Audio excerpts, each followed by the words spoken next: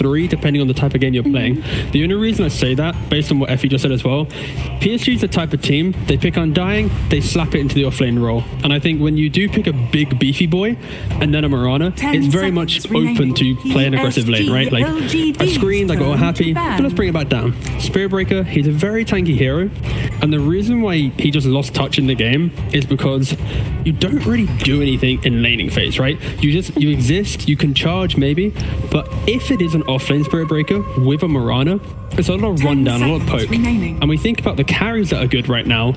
A hero that can lock onto those carries, a bit like a Sven. Spirit Breaker is one of the kings of kiting and prolonging engagement, so maybe we see that, but it could be a 5 to enable some Medusa, some Morphling style hero, or a Clinks is banned, or it could be the offlane with the Mirana to just fight and run at the hero. But with these bans of Mars, Mag, Beast, Spirit Breaker hates playing into these type of heroes. They have multiple ways to stop charge, and they end the game too quick with farm efficiency. So I'm kind of gravitating towards maybe the core 10 Spirit Breaker. seconds remaining. And it's important that when you get first pick in this new draft order, that your picks are open to flexibility. So not knowing where the Spirit Breaker could go is good for PSG.LGD, because they want to be able to adapt it. And who knows, maybe they do play it 3. We've seen PSG.LGD do wonky things. Yeah, for sure. And on top of that, the Pango that we talked about for Zhao Wei is banned. Yeah.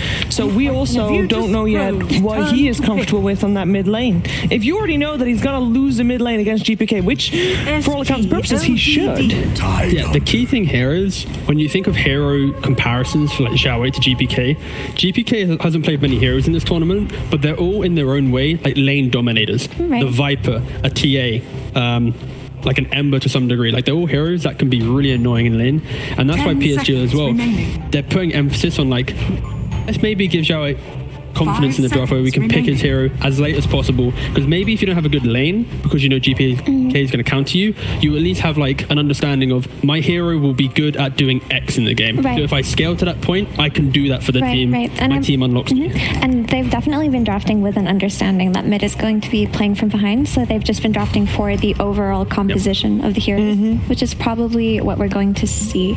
And this is Tidehunter. Yeah, VP. They're just making sure that their lineup, like when you first pick a Spirit Breaker, it is very much, we want to like at some point in the game run at you. So VP is very confident, very calmly going, we'll pick an immense amount of team fight. Spirit Breaker cannot kill a Tidehunter. He cannot kill a Phoenix because of egg. Like, they have so many ways to kite out this Spirit Breaker that PSG needs to play on this like momentum. They pick a Death Prophet, plays really well. So really quick, just to talk about the heroes, like zoom out a little bit. So VP, what they have so far is overwhelming team fight in Phoenix, Egg, and in the Ravage. But also, if Spirit Breaker does charge somewhere, there's really excellent counter initiate coming out of Lion, coming out of Phoenix, coming out of Tide. So these 3 heroes are very good at responding to a friend in danger. So that's a really nice thing they have going on for them. Whereas PSG.LGD have seemingly doubled down. They're going to go in. Yeah, on just running, right? They've got the Undying, they've got the Death Prophet, and the Spirit Breaker. They are not looking to just let VP relax and farm and like fight around their cooldowns. They're going to be pressuring them nonstop. And this is why PL with VP go for this, because it's like in the game, again, it's the idea that Spirit Breaker can't really charge the PL because of Doppelganger. You don't really like playing into him. Early on in laning phase, you do, because you can just always like lock onto him and annoy him in lane if you have the correct laning partner. But in the game, of course, when you get to Diffusal, Heart, it's a lot of kite, it's a lot of annoyance. Tombstone doesn't really have value. And interestingly enough, between the Undying and the Spirit Breaker, one of them is the offlaner. Yeah, exactly. That's what I was thinking. I'm excited to see who it is. I would honestly like to see more farm priority given to the Spirit Breaker, actually, because he does need items to be effective. Correct.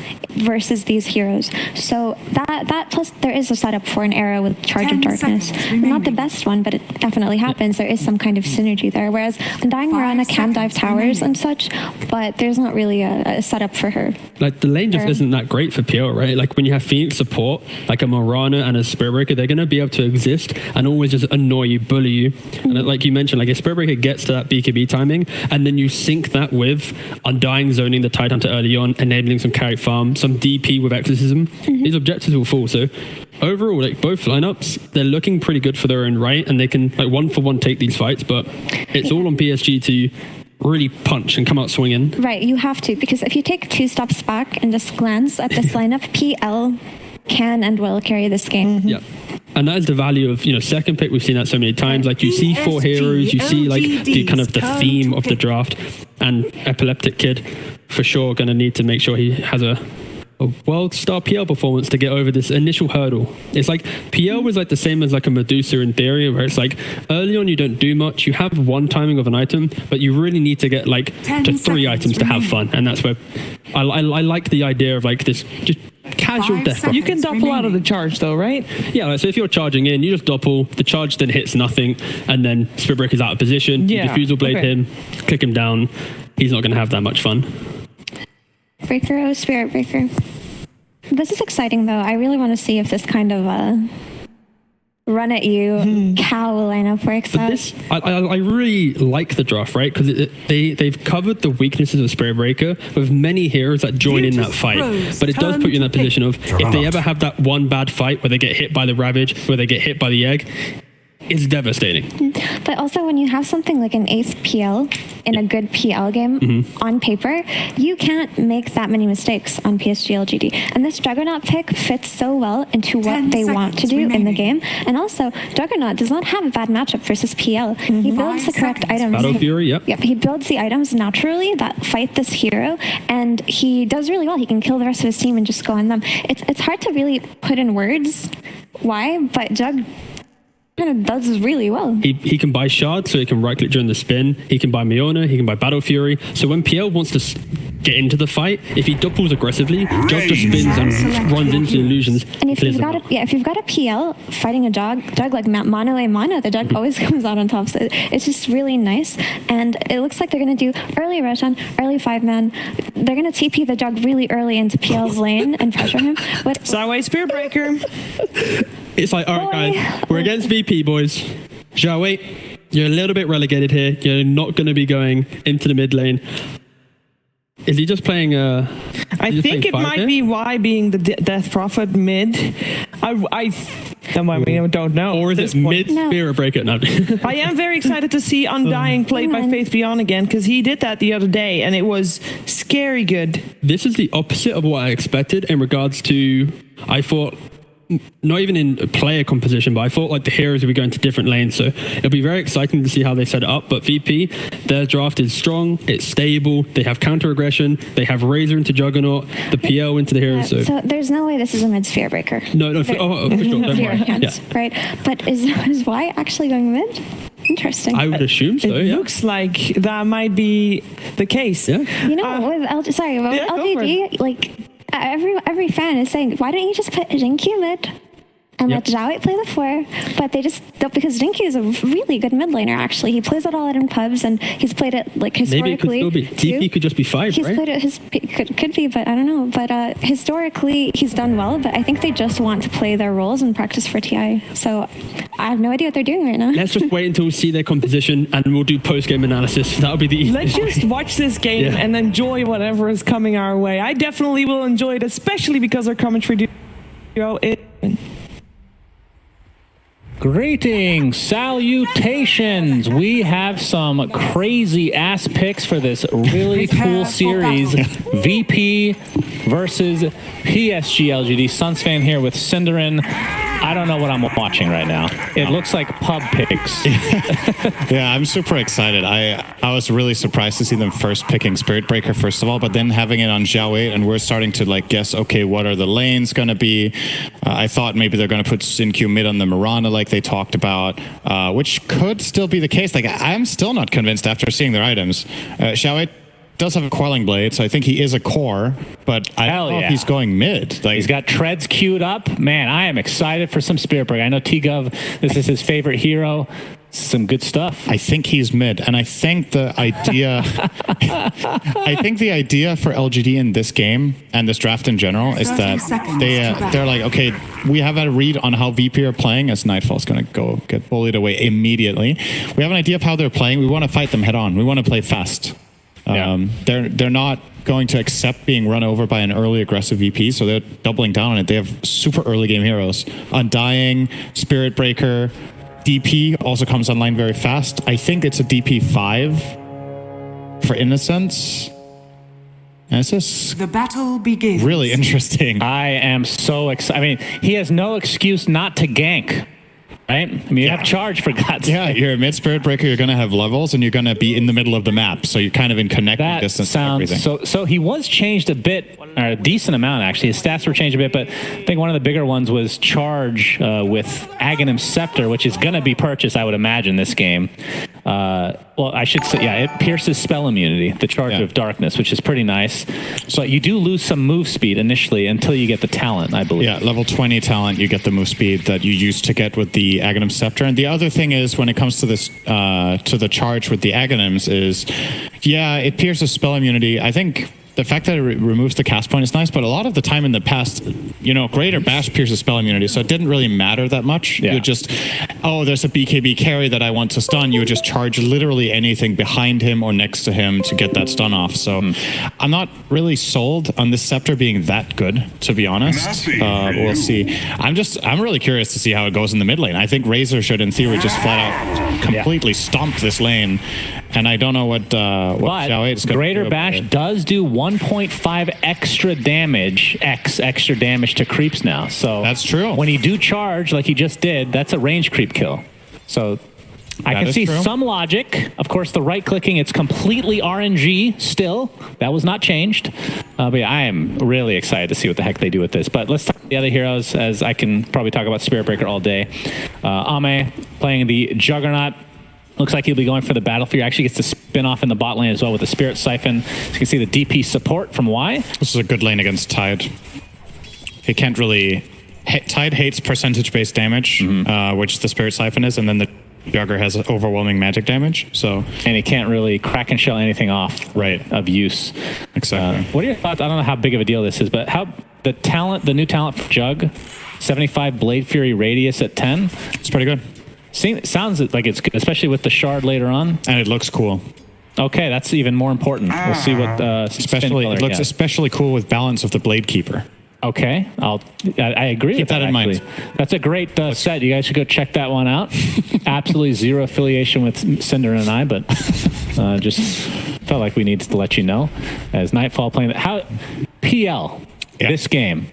Do you like it? He will eventually win this game. So I just think his matchups are really good. He's very good against the Tombstone. He's good against DP. He eventually is good against Jug as well. You can't ever really Omni-Slash well.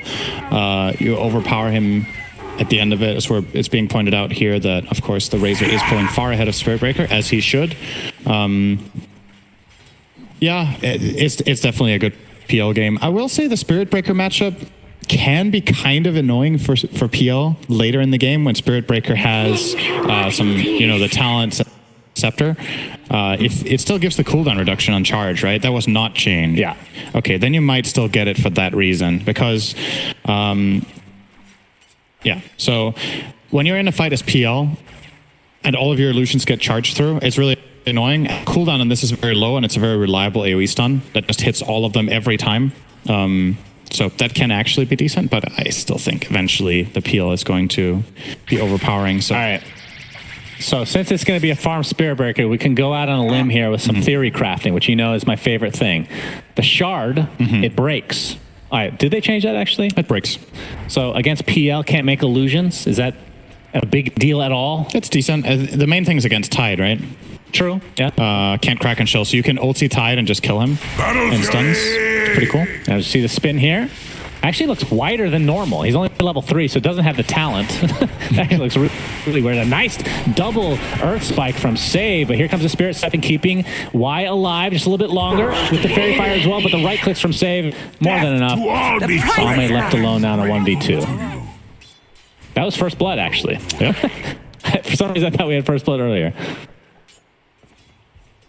The lanes overall are going pretty even. I'm honestly impressed with Xiao 8. I think him having 16 CS here minute 4 is really good. We have a charge, double leap into the star with the arrow as well, but GBK pops that Fairy Fire, and that looks like it's going to be enough to live.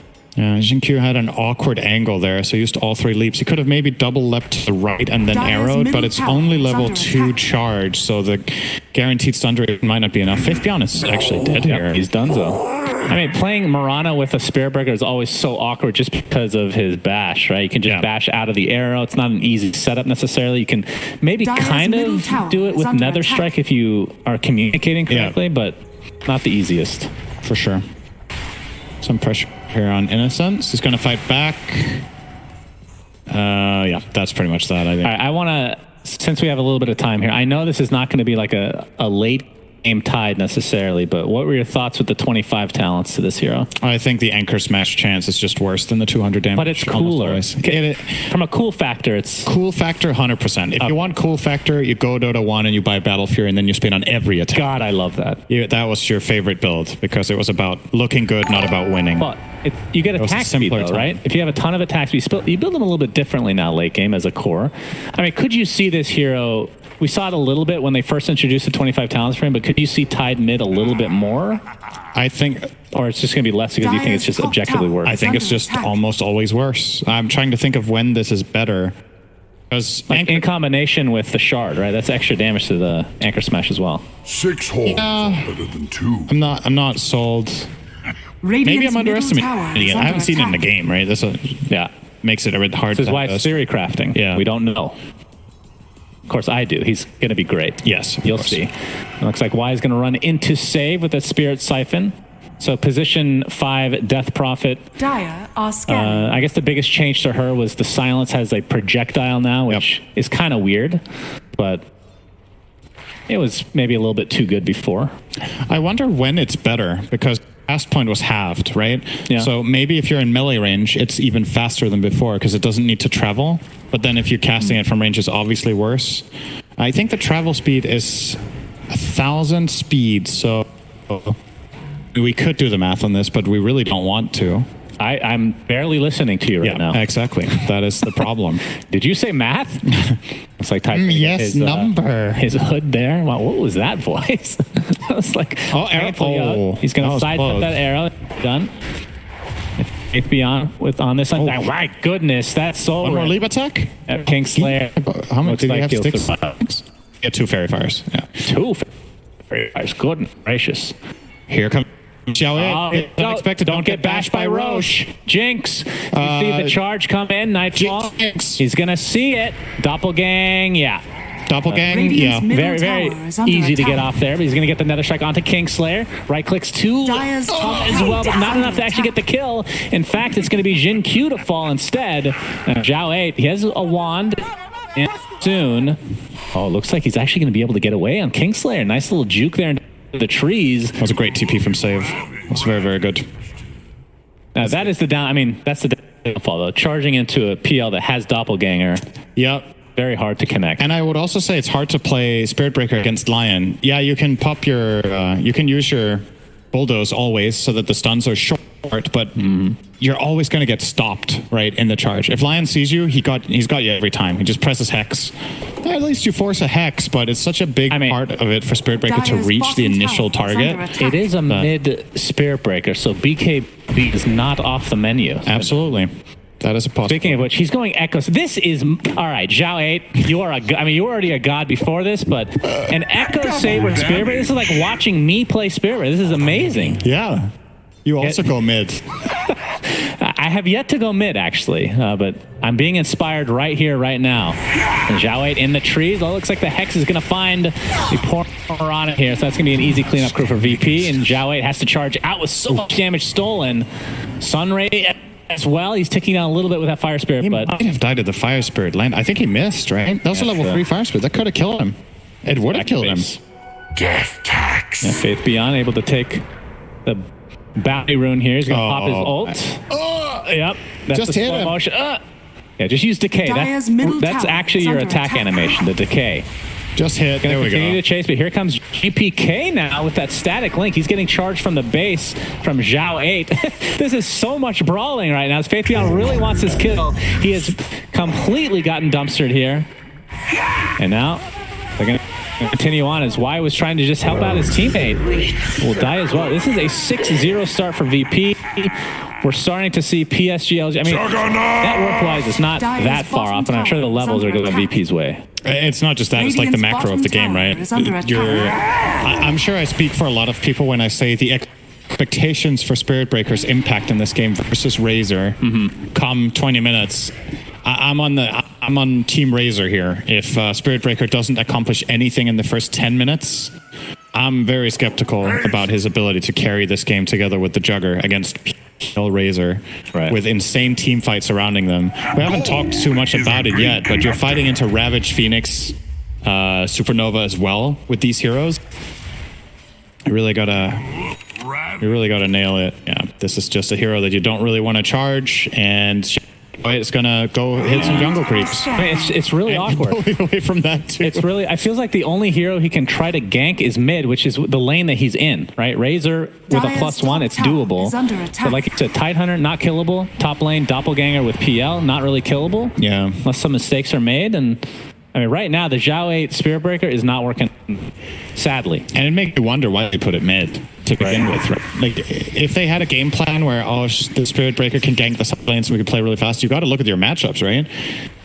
It's hard to gank the lane as we've already talked about, and it's a tie to the other hero. And the top lane is Phoenix PL. One of them can doppelganger, the other one can dive away. Yeah. And your lane matchup is bad too. So like, what was the upside here? To be cool. That's the upside. I mean, he gets all the street cred in the world. All right, I actually would like to see, I don't know if we can get that stat this game, how many heroes Zhao 8 has not played? That just killed the whole wave. Yeah, I mean, Spirit Breaker is pretty strong. I didn't really... But like the whole Kuro thing where he picked, what was Hoodwink? Yeah, Hoodwink, to get the complete collection. Right. Zhao has to have played a ton of heroes. I probably played Spirit Breaker before. Yeah, maybe. But yeah, I didn't really... Like, patch notes, I didn't think about how much of a difference this makes for wave clear, but it really does make a pretty big one.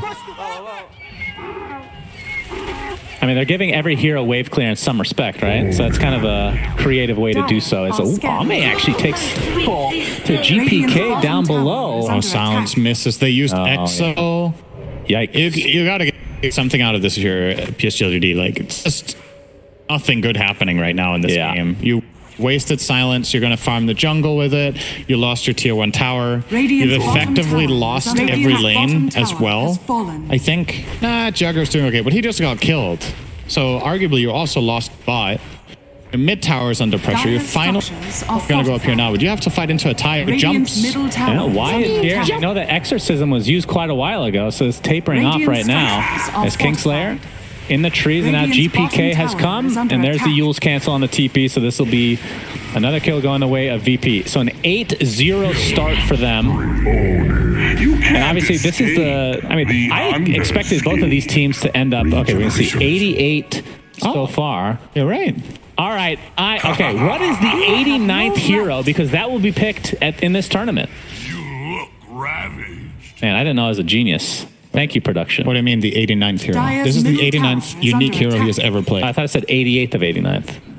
He played 88 so far, and this is the 89. All right, so I'm a genius. But what do you mean? So the 90. So you think he picks them in some specific order? This is the 89th hero he has played. Yeah. Okay. Yeah. Okay. So you mean, well, there's like 30 more. Yeah. There's. I mean, he's gonna pick the rest. Okay. One per game. They're gonna play another 30 games in this tournament. All right. I have no idea why they picked me. I'm trying. I'm trying to think outside the box as to why this is happening. Yeah, me too. But I mean, I think we did touch on it. The whole extra damage to creeps, like this allows you to farm, right? It gives you a little bit better farming capability. You just charge into a wave. That's what he's doing to the neutrals right now. Didn't look that impressive, but it's something. There's the Saber. That's true. That gives him even more farm potential here. And Ame, is that the talent? Did he take it? He has not. Why does his Blade Fury look so big? It's massive. Illusion. It's the weapon. I guess so. I think. Oh, there's the charge, and exactly what you were talking about. The instant cancel from Save. See it from a mile away. Gets off the Nether Strike, but Nightfall's here, like we can see. Surrounding Zhao 8 now. Draining that mana. And down he goes. Very, very sad Spirit Breaker game. And this is now 9-0. All right, he did take the Blade Fury radius now, so I'm really interested to see how massive it looks now. I mean, the Chinese teams especially, they're really on their game with cosmetics. They always have like the crazy stuff. That's true.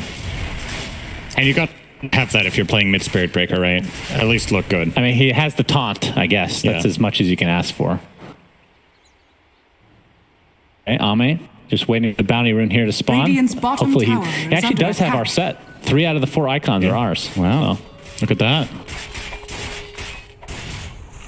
9 runes to 4, really? Wow. That is actually... And that's with a 3K net worth lead from VP. That's actually insane. So PSG.LGD on their bounty game for sure, as we see the Battle Fury now picked up by... Talk to me about Battle Fury on this hero right now.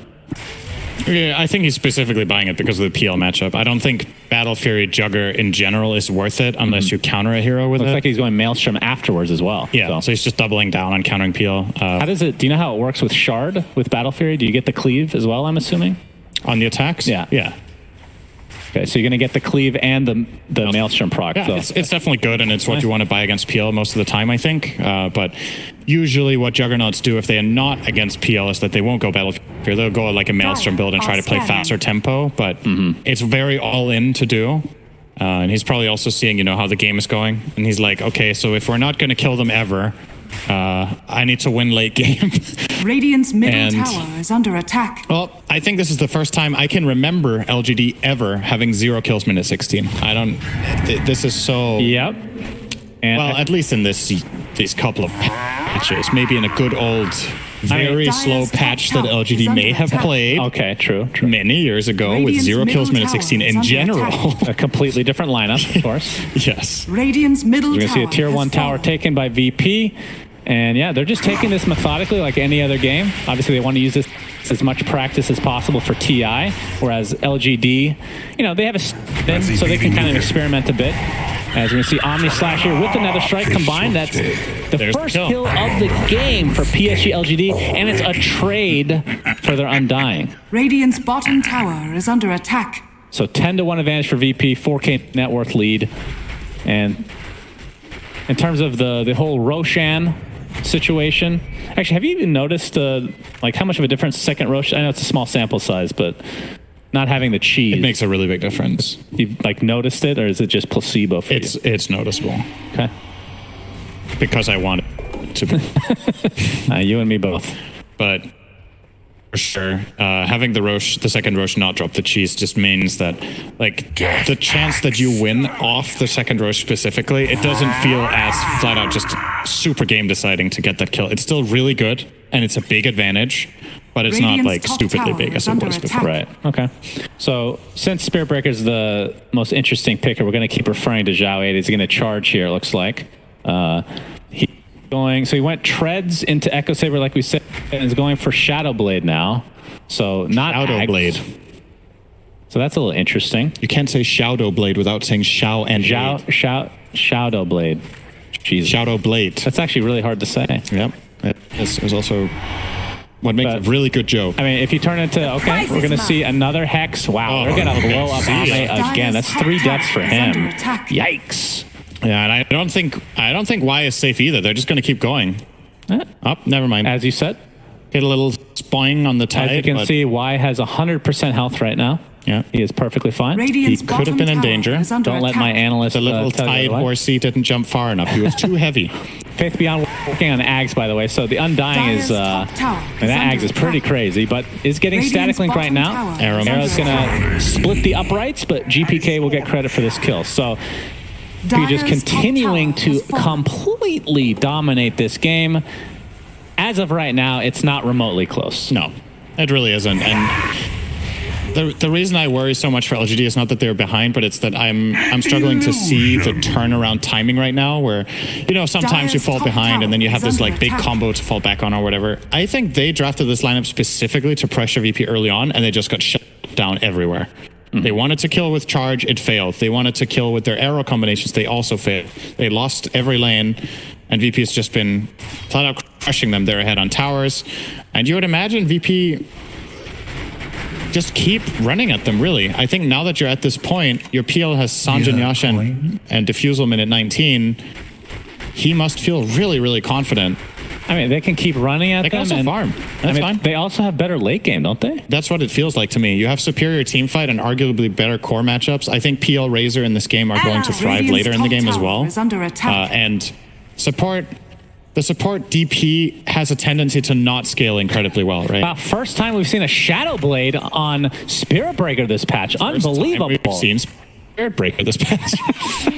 That is true. probably not true. He might have been picked once before. All right, he's not even bothering for Ags, so that's not part of the build apparently. Radiant's That's interesting. middle tower Straight Silver is Edge under against attack. Tide, I guess. Yeah, so you're gonna get the break, But then and then the Shard too. yeah. Wait, did he get the shard? No, Radiant's top but he could have done that tower if he is wanted under attack. specifically wanted to Right, play, but he wants the crit. damage. That crit.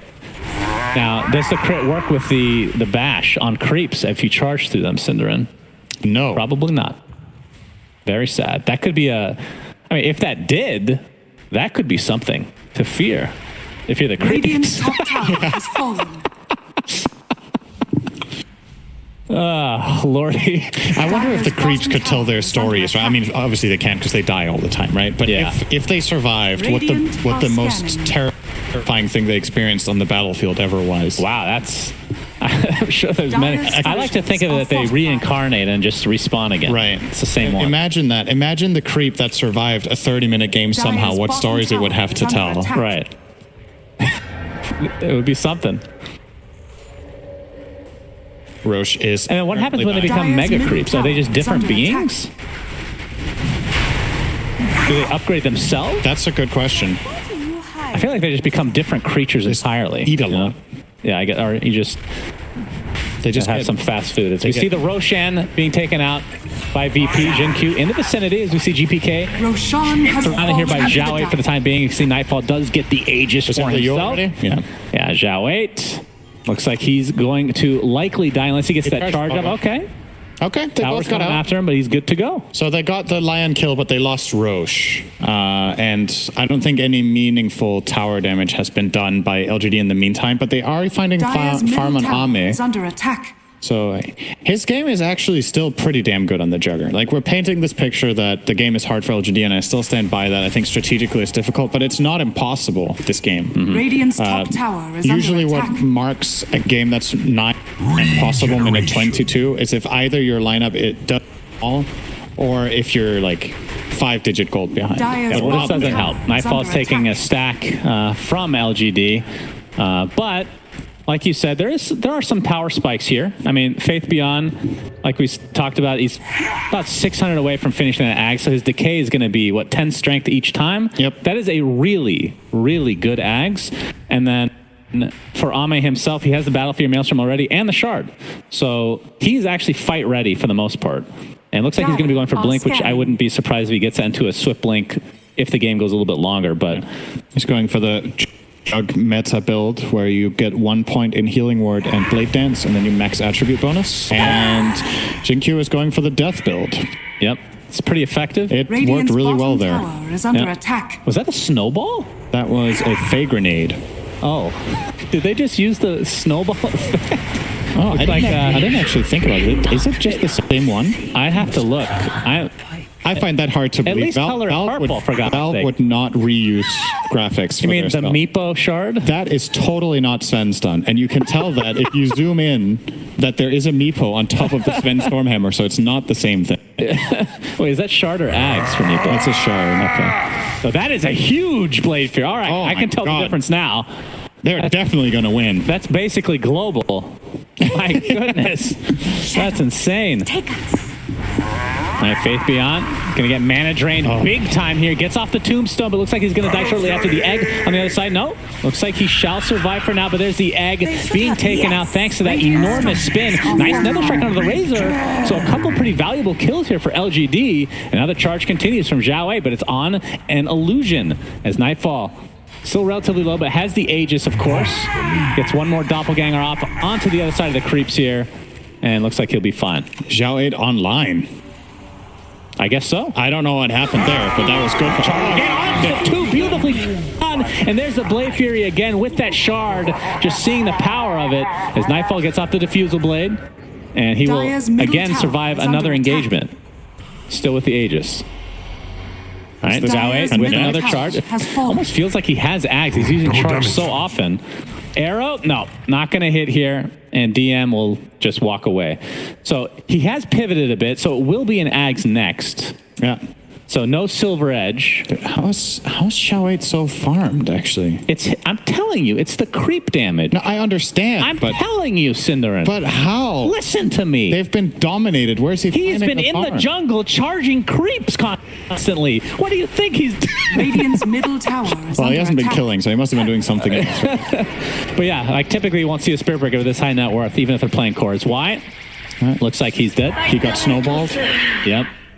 And when you're snowballed, you're very visible in the tree line. The snow coat is visible through. I didn't see it that time. Was it actually a snowball? I don't think it's a snowball. Okay. Well, maybe we'll see one day. Right, so we're going to see it here from Xiao 8. He's finding this really good charge angle. Yeah, this was nice. I think Save doesn't see it coming. He's turning around to stun Dyer's the... bottom tower he's is under Invested attack. Shadowblader, yeah. That's why he didn't see it He coming. didn't see. You were right. He didn't see it coming. You don't need to correct yourself. That's true. Technically correct. All right, another charge into the bash, into the Blade Fury. I cannot get over the look of this Blade Fury. It's ridiculous. Xiao H is going to TP out right in the faces of danger there. Will be successful. Ame, though, Omni Slash onto DM. That's probably not the target you want, but He got it's pretty doing a damn lot of lucky damage. there. Gets the blink off as well, but now he's going to be surrounded as GPK is in the vicinity, attempting to TP out, and looks like he'll be successful. They lost the Aegis, too. Well, I mean, it was That's almost what- done anyway, so. Yeah, but they lost it. I mean, I don't need to correct myself. Losing That's what it, I don't think that constitutes as losing it. It's like you lost it in the jungle or something. You put it on the ground somehow. Anyway, awkward silence over as we see a 40 damage talent taken for Xiao 8. That's very rare as well. It's, I think, literally always bulldoze cooldown, although that was slightly nerfed, I think, in the last patch. He hits pretty hard. Yeah. I don't know. Okay, I'll say 100%, as you can tell, out of the one game that we see of Spirit Breaker. Nice arrow. Great setup here. Ravage is there, though. GPK trying to do as much damage as he can with that BKB activated. It looks like he's going to be just fine. And the Ravage has saved the day for Virtus Pro. 3 deaths.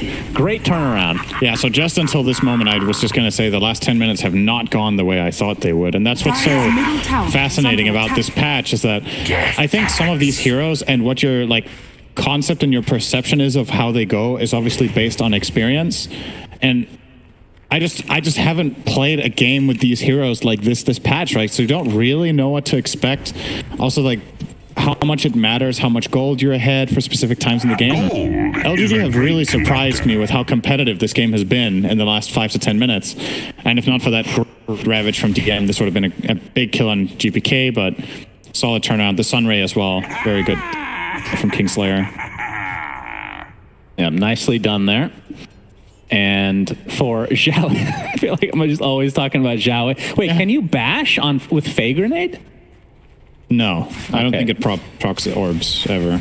Well, he's getting close to level. Wait, actually, well, I mean, well, it shoots an attack, right? That's what I'm saying. No, it says dealing your attack damage. Okay, I don't think it can proc like crit or that would be weird. Fair enough.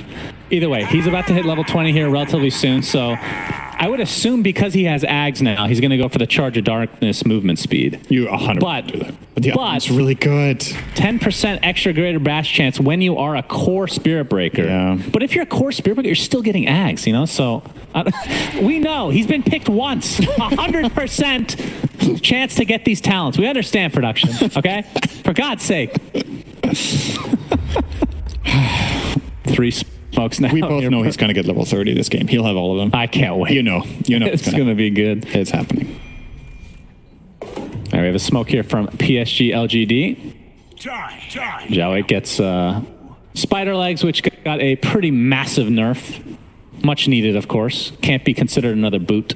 Yep. But there is still one boot, and that is at tier 5, Cinderin. The Force Boot. That's right. I actually forget the name. Is it Force Boot? I think it's just Force Boot. I think so. Sure. All right, Xiao 8. There's the Hex. Status Resist helps a little bit there, though, of course, as he is spotted out now with that Dust GPK. Gets off a very long duration static link. Walking the pet cow. That's what some people do have pet cows, actually. And they do walk them on a leash. Yeah, that's probably accurate, yeah. Can't say you're wrong here. Great analysis as always. That's TI level analysis. Yes, I analyze more than just Dota. You've been to 9 of them now, if I'm not Dire's mistaken. top tower That is has correct. fallen. There's been 9. Very good. All right, we have a heart now. Who is that picked that up? I hope it's Spirit Breakers who can talk about Spirit Breakers some more. I'm excited, man. So Nightfall has the heart. Yeah. Actually has Aether Lens, and he went for the Dire's shard. top So tower going for a is little bit under of. attack. I mean, we'll see if it ends Radiant's up. middle tower is under attack. A lot of times you see Octarine on this hero, right? If you're going for this like magic damage from afar, annoying the build. lead spam. He is going to get Octarine as part of his build. He might get it now. I think he either. Oh, Wise going to die here. Out of here. He's either going to get that or what else would you get? Would you get Butter here? It's not that good against Spirit Breaker. It's good against Jugger. I'm curious. Maybe Abyssal? I think Abyssal or Octarine for Nightfall next is probably what's coming. Okay. We shall see. Oh, this is a hero we haven't talked about from this match, but Spirit Breaker. Spirit Breaker. No, Jin Q on the Mirana, 15 talent. Moonlight Shadow gives 20% evasion. Yep. That's kind of cool. It doesn't give 20%. It gives plus 20. Wait, what did I say? You said 20%. It says on the talent it gives plus 20. Plus 20 evasion. Yeah, who knows what that is? But that's what the text says. The Okay. thumbnails and the descriptions in Dota are never wrong. So you get plus 20. Okay? All right. Thank you, Cinder. Great welcome. analysis as always. So it was the TV. Charger Darkness movement speed for Zhao 8 here. Oh, he stopped his charge, I think. And he's a little bit scared of his blade. He's just doing so much damage. He actually gets the Ravage off on absolutely nothing and then dies right afterwards. But Ame has to be careful. He's being walked like a dog or a He has cow ulti, or whatever but he is. no damage. There's the slash, but like you said, not a whole lot of damage to follow up. A lot of illusions there to tank it up, but there's the Blade Fury. Actually takes out Razor, and now attempting to run away, but the Earthspike's going to connect, and that is going to be a big kill for VP. But they bought back on the Titan. He has no Ravage, though. But from LGD side, all they've lost is Juggernaut, and likely Phoenix actually will live here. So surprisingly enough, but that is a core Zhao 8 Spirit Breaker. The cow has died. Yeah, they pressured DM so hard in the start of that. He had to run away immediately and then Radiant's ravaged middle tower is under and died attack. outright. I don't even think the Ravage hit anyone. No, it didn't. He was Blade Furied while the Ravage. And everyone else was outranging it, so just threw away a Ravage in desperation there. And yeah, in the end, VP will get the Radiant tower here. They will structures are arguably fortified. win this fight, but they also had to pay a Ravage and a Tide buyback to get Radiant's it. middle tower is under attack. I don't know. There's definitely some Radiant's middle unfamiliarity tower here has from fallen. VP's side as well. It's because there's a Spirit Breaker on the other team? It's not just that, it's like the combination of heroes, right? It's also, I don't know how much they've played against this core Undying that LGD are bringing to the Dire's bottom table. They played tower that is under in a attack. game earlier this tournament as well and ended up turning a game. They were, I think it was against Alliance, and they were really far behind, and suddenly Faith Beyond just became enormous. With this build, he went Axe into Blink, and he would just keep finding decays, get in the middle of everything with his ult on, and you can't underestimate how much it matters that you get this one swing off with Flesh Golem. The 35% damage amp is Radiant no are joke. scanning. Yep, pretty strong indeed. I like to see Core Undying. It's a nice change of pace. Yeah, for sure. As we're going to see the second rush taken out, and I don't think LGD are going to be able to get here. The arrow is coming out, so they'll scout it at the very least. Faith Beyond in the vicinity gets a tombstone off, but he's going to be applied a lot of pressure from Jin Claire. They're going to jump in Jin Q. Nightfall takes the Aegis. It's a snatch, so LGD technically gets Roche, but DM is going to fall, and that's no buyback for him. Egg on the high ground, but they can see it.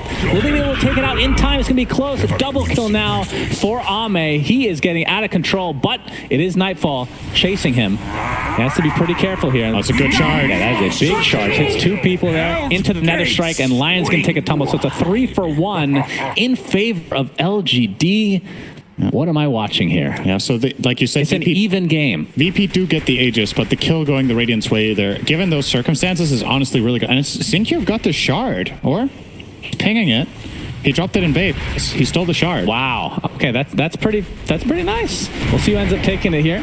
As Faith Beyond taking the brunt of the damage here from the illusions of Nightfall. Zhao 8. Yeah, he's not a great hero against PL. That's for sure. The charge is awesome, but outside of that, you don't bring much to the table. And Undying doesn't either. He could go Mjolnir, Cinderin. On Spirit Breaker? Yes. Yes, he could. That is definitely what you would. You would, could not do one it. I'm would. saying you. I'm not saying you should. Right. You could do it. Yeah, you could. So who gets the shard? I'm Dire gonna are go scanning. ahead and say. Let's look at this replay real quick, though. This was Yeah, so Sinkyo is going to leap in here. Starstorm gets the kill? A second, I think. Huh? No, just an attack, yeah, actually. attack.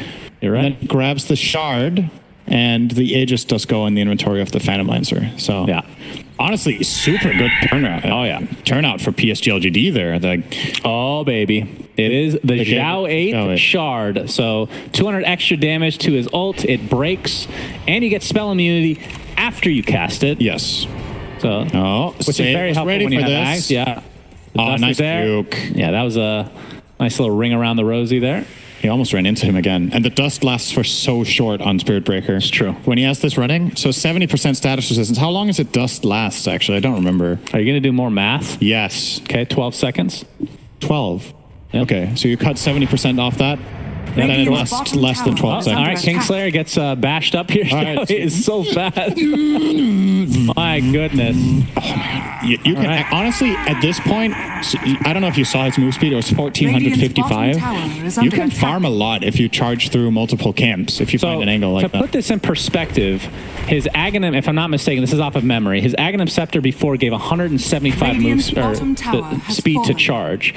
And now Wasn't with it plus 150 or just 100? I think it was 75 or it was 175 and the talent is 200. So technically he's going 25 move speed faster than you would normally see with this Right. item build, Okay. which I mean he's going real fast. He's real fast with Silver Edge too. Now, That's true. That's a quick boy. And he's going to get BKB next. All right, what's the 25 talent, Cinderin? I don't know now with the Greater Bash changes. Yeah, because obviously if you took the Greater Bash at 20, you would get that again at 25. Yeah. 800 health is a lot though. It is? It is very. It is. They're both good. I'm curious to see it. All right. By the end of the day, he's going to get level 30, so it won't matter. He'll have Why all don't of you them. just take one? Just guess. I think he's going to take the Greater Bash damage. Okay. He's going to take it because he's aiming to charge through PL all the time, and he wants to deal as much damage as he can. Yeah, it's true. Because the charge or the passive only applies to creeps, not the illusions. So Yeah. with that talent, that'll help out a lot. I agree. Shao 8 spotted. Uh-oh. He's hexed, but they have Sentry this time. Oh, the outruns Mist it. Impale as and well. there's another one, and he outruns that one too. Yeah. Can he And now charge he's going to something? charge. Can he charge something? He's very slow, but there's the Yule's cancel with the static link. Finger of Death that should count as a charge for Mr. Save. Has 4 to his name right now. And they finally got him. Yeah. That was a lot of effort. Shannon, I feel like I'm going to be repeating myself. Like, I kind of can't believe that this is the game state right now. This PL is so farmed. Yeah. And it's still, you still have this feeling that LGD have a really good shot at beating him in a game where he's largely uncountered. Like, theoretically speaking, right? Yeah. These heroes are not Radiant's considered good middle at tower is against under PL, attack. but maybe they just are now. Well, It's, again, the build from Jug does help a lot. It's extremely good against PL. yeah. Yes. That's true. He's going X. It's going to almost connect. that. Nightfall Aegis for another 30 seconds. Radiant so structures are going to be playing fortified. pretty cocky here. There's the Radiant's fortification. middle Zhao tower 8 is not under back for another attack. 45 seconds with no buyback. As Nightfall is just doing so much damage to these LGD players here. Dire's Well, top wait, tower 2 heroes is on under his own. He attack. almost killed Zinq there. Yeah, Radiant these are illusions are scanning. actually crazy. Ame split pushing top. Dire's Glyph. structures are All right. fortified. Yeah. We see Ame doing as much as he can, but the fortification comes about, and it looks like this will at the very least be a melee Rax. Wait. Okay, they were timing the Aegis, so they knew. And the illusions? They actually aren't getting it. No, they're not going to get Dire's it. top tower And is Ame had a under really good attack. read there. He went back Wow. at the exact right time before Lion would have been able to find a hex on him in the base. Mm-hmm. He just spun 2P'd out. Oh, GPK. All right, that was a blink in from Ame. Nightfall not able to That is- capitalize on this. That's a tombstone down, though. That was not a very good Razor link, though. Jugger actually has damaged this fight. Yeah, but Faith Beyond is pretty much out of mana. It has to pop his BKB. They do get the melee racks. The charge in from Zhao 8 is there. And now the FPS drops because of Doppelganger as per norm. You can see the spin very, very effective right now. Zhao 8 still with that BKB. No, that's his shard, actually. Charge is not up for another couple seconds. He's going to get ravaged, though, and taken out, and still no buyback on him. That is a huge presence gone for LGD as VP are just diving now. That is a second death, this time for Faith Beyond. So turn it into a 5v3, which means VP can just continue on here. Yeah, this was a really long fight, and Y never used his ults. I'm not sure what the communication is here, that they want to make sure it's actually a fight before he pops it, but ultimately just ran around the periphery of the fight, cast the silence and a Crypt Swarm, and that was all he did. And Xiao just went in and used absolutely everything together with Jug, but nobody really combined with it. That was kind of strange to see. This is definitely easy 2 lanes now for VP. They can't get the third. There's a 2-2 top, but this is a huge advantage all of a sudden. And of course, it happened right after we said it was close, right? So can't be surprised. To be fair, you said. Yeah, okay. Although I did agree with you. Yeah. But yeah, the win probability all over the place there. As Ame is going to get spotted, the instant hex from Save with the burst damage of the finger and GPK's damage overall. That is a dead Juggernaut for 100 seconds, so this should be minimum tier 2 tower top, if not more. Yeah, this could just be the end of the game. We've talked about how good Jugger is against the PL here, but with him out of the picture, I don't know if they can kill Nightfall. Yeah. He has 5,000 health. 5,000 health and some nice evasion from the neutral item. Magic resist as well. Yeah, Trickster Cloak is pretty freaking good. He is so unbelievably tanky, and they have no percentage-based damage on the Radiant except Spirit Siphon. Well, that impact was instant. Started with it. Goodness. I mean, this is why Lion has been prioritized for the past couple of years. Just the Blink Hex is virtually uncounterable. All right, Juggernaut dead for another 50 seconds, so it's going to be 5v4. LGD is going to have to try to hold this, because if not, this is Mega Creeps for VP. There are a couple heroes smoked, but they're on the other side of the map, so they're actually going to concede not the game, but Mega Creeps for now, and try to have one more fight with the old Juggernaut. We'll see what happens. And Lotus Orb on Jin-Q, not really going to help that much here, as the tower is just being pressured here from VP overall. And they're going to go on top of Faith Beyond now in the fountain. He has to pop his BKB. GPK gets that off a pretty good static link.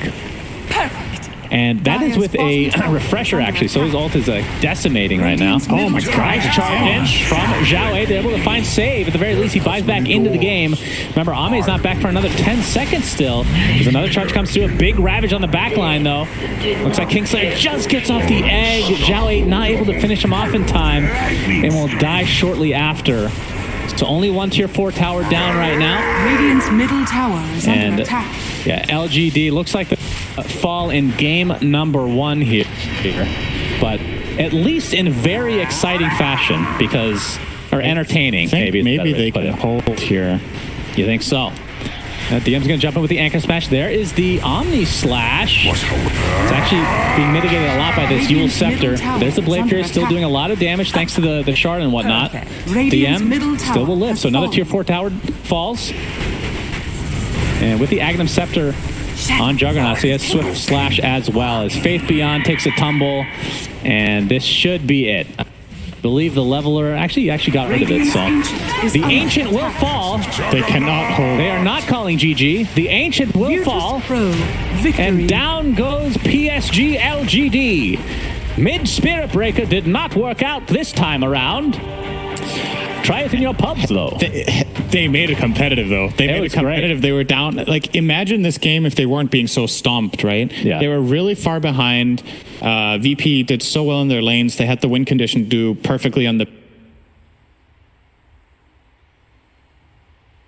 PL, and still LGD suddenly were able to equalize the game pretty much, which is very telling of what the strategy maybe could have been. Like, if they didn't get so rolled in lanes, and if they weren't like having that bad matchups, but you first pick Spirit Breaker, right? The other team is not going to pick heroes that you can just run at easily without any problems. So VP definitely knew what they had to do, but honestly, I'm pleasantly surprised. I thought that game was going to be an absolute stomp minute 20. I thought it was just going to end, and they made it interesting. That was really cool. I hope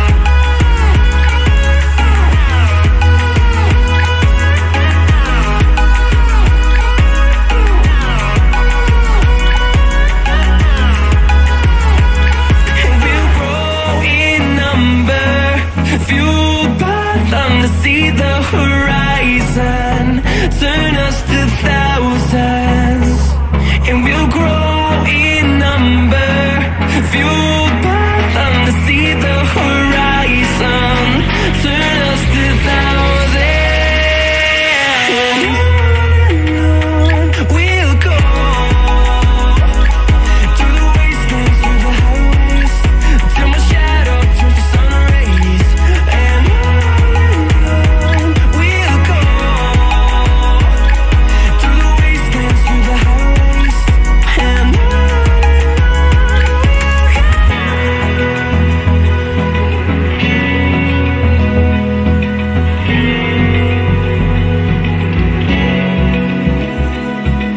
Open eye, feel the waves cut through me, hypnotized by the sounds I'm breathing in. Hold tight, chemicals collide.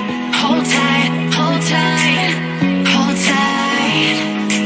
Dripping lights paint the skies, all because of you.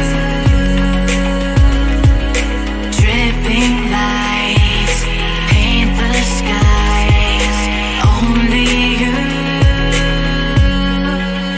can make me move. You can make me move. Can make me move.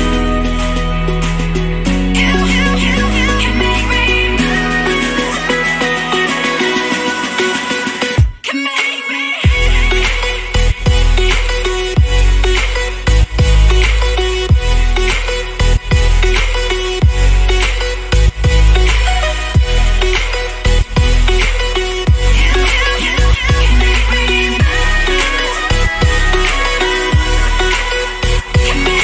So alive, make it last forever. Stop in time, yeah, I'm surrendering. Hold tight, chemicals collide. Hold tight, hold tight.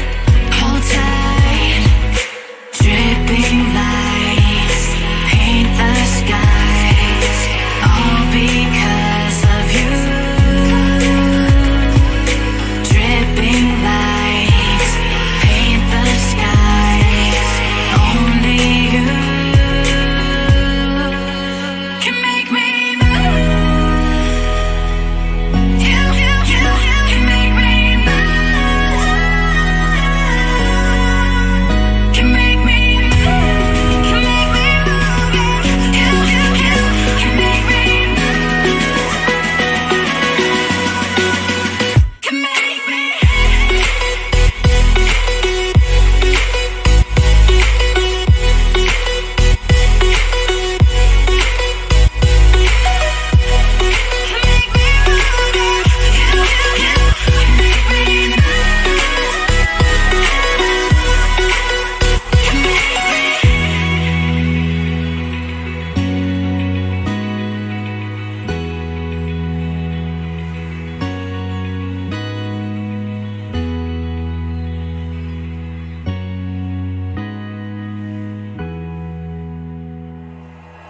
like you, be strong to hold the powers of the sun.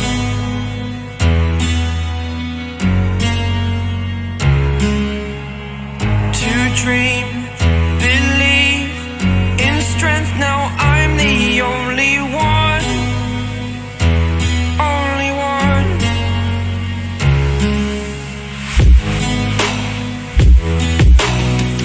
I was an ordinary boy until I broke the rules. My life destroyed, life destroyed.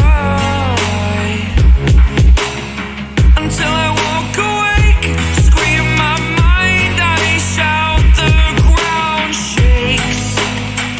How much can I take? My mind will break. Will it break? Can I take? Can I be your superhero?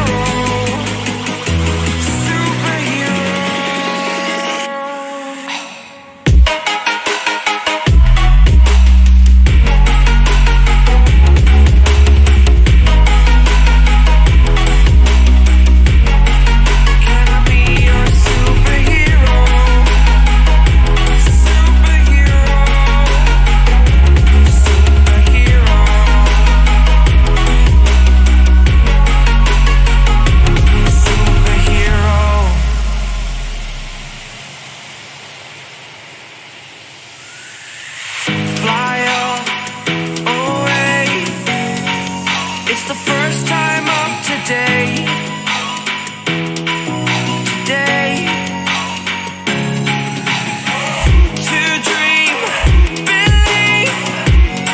You are the strength, you're all I need.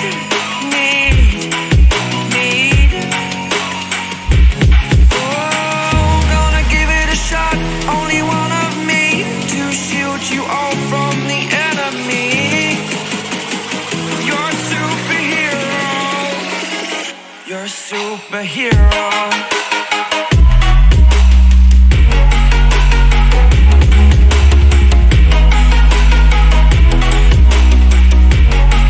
Can I be your superhero? Superhero. Superhero. Superhero. Can I be your superhero?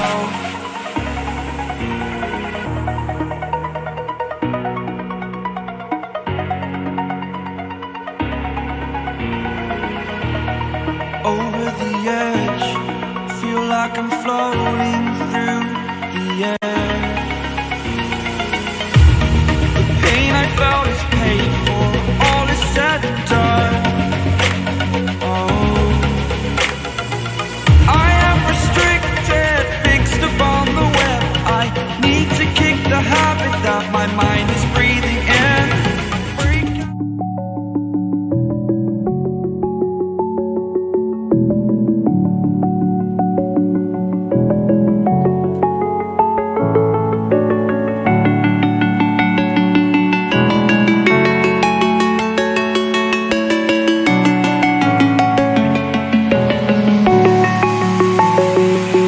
I'm alone, I'm a broken home. I gave you all the bricks that I own and know.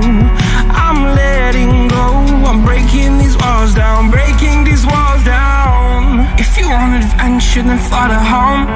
But if you wanna travel, then go alone. Yeah, what's the point in us if I never know? Yeah, if you're gonna leave, I'ma let you go.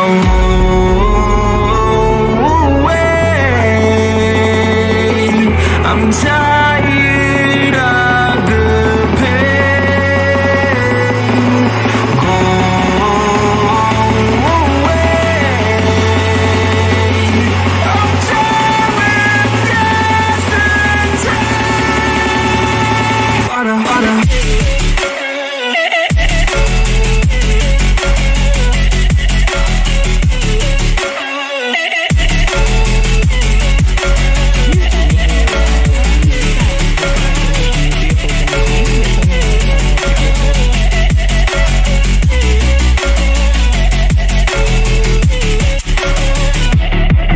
I fell where my demons dwell. My own little nightmare, I call it hell. Oh.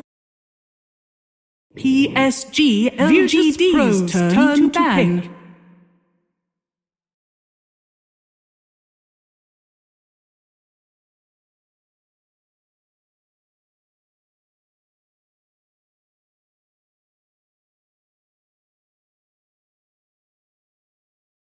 Ten seconds remaining. 5 seconds remaining. 5 seconds remaining. PSG.LGD.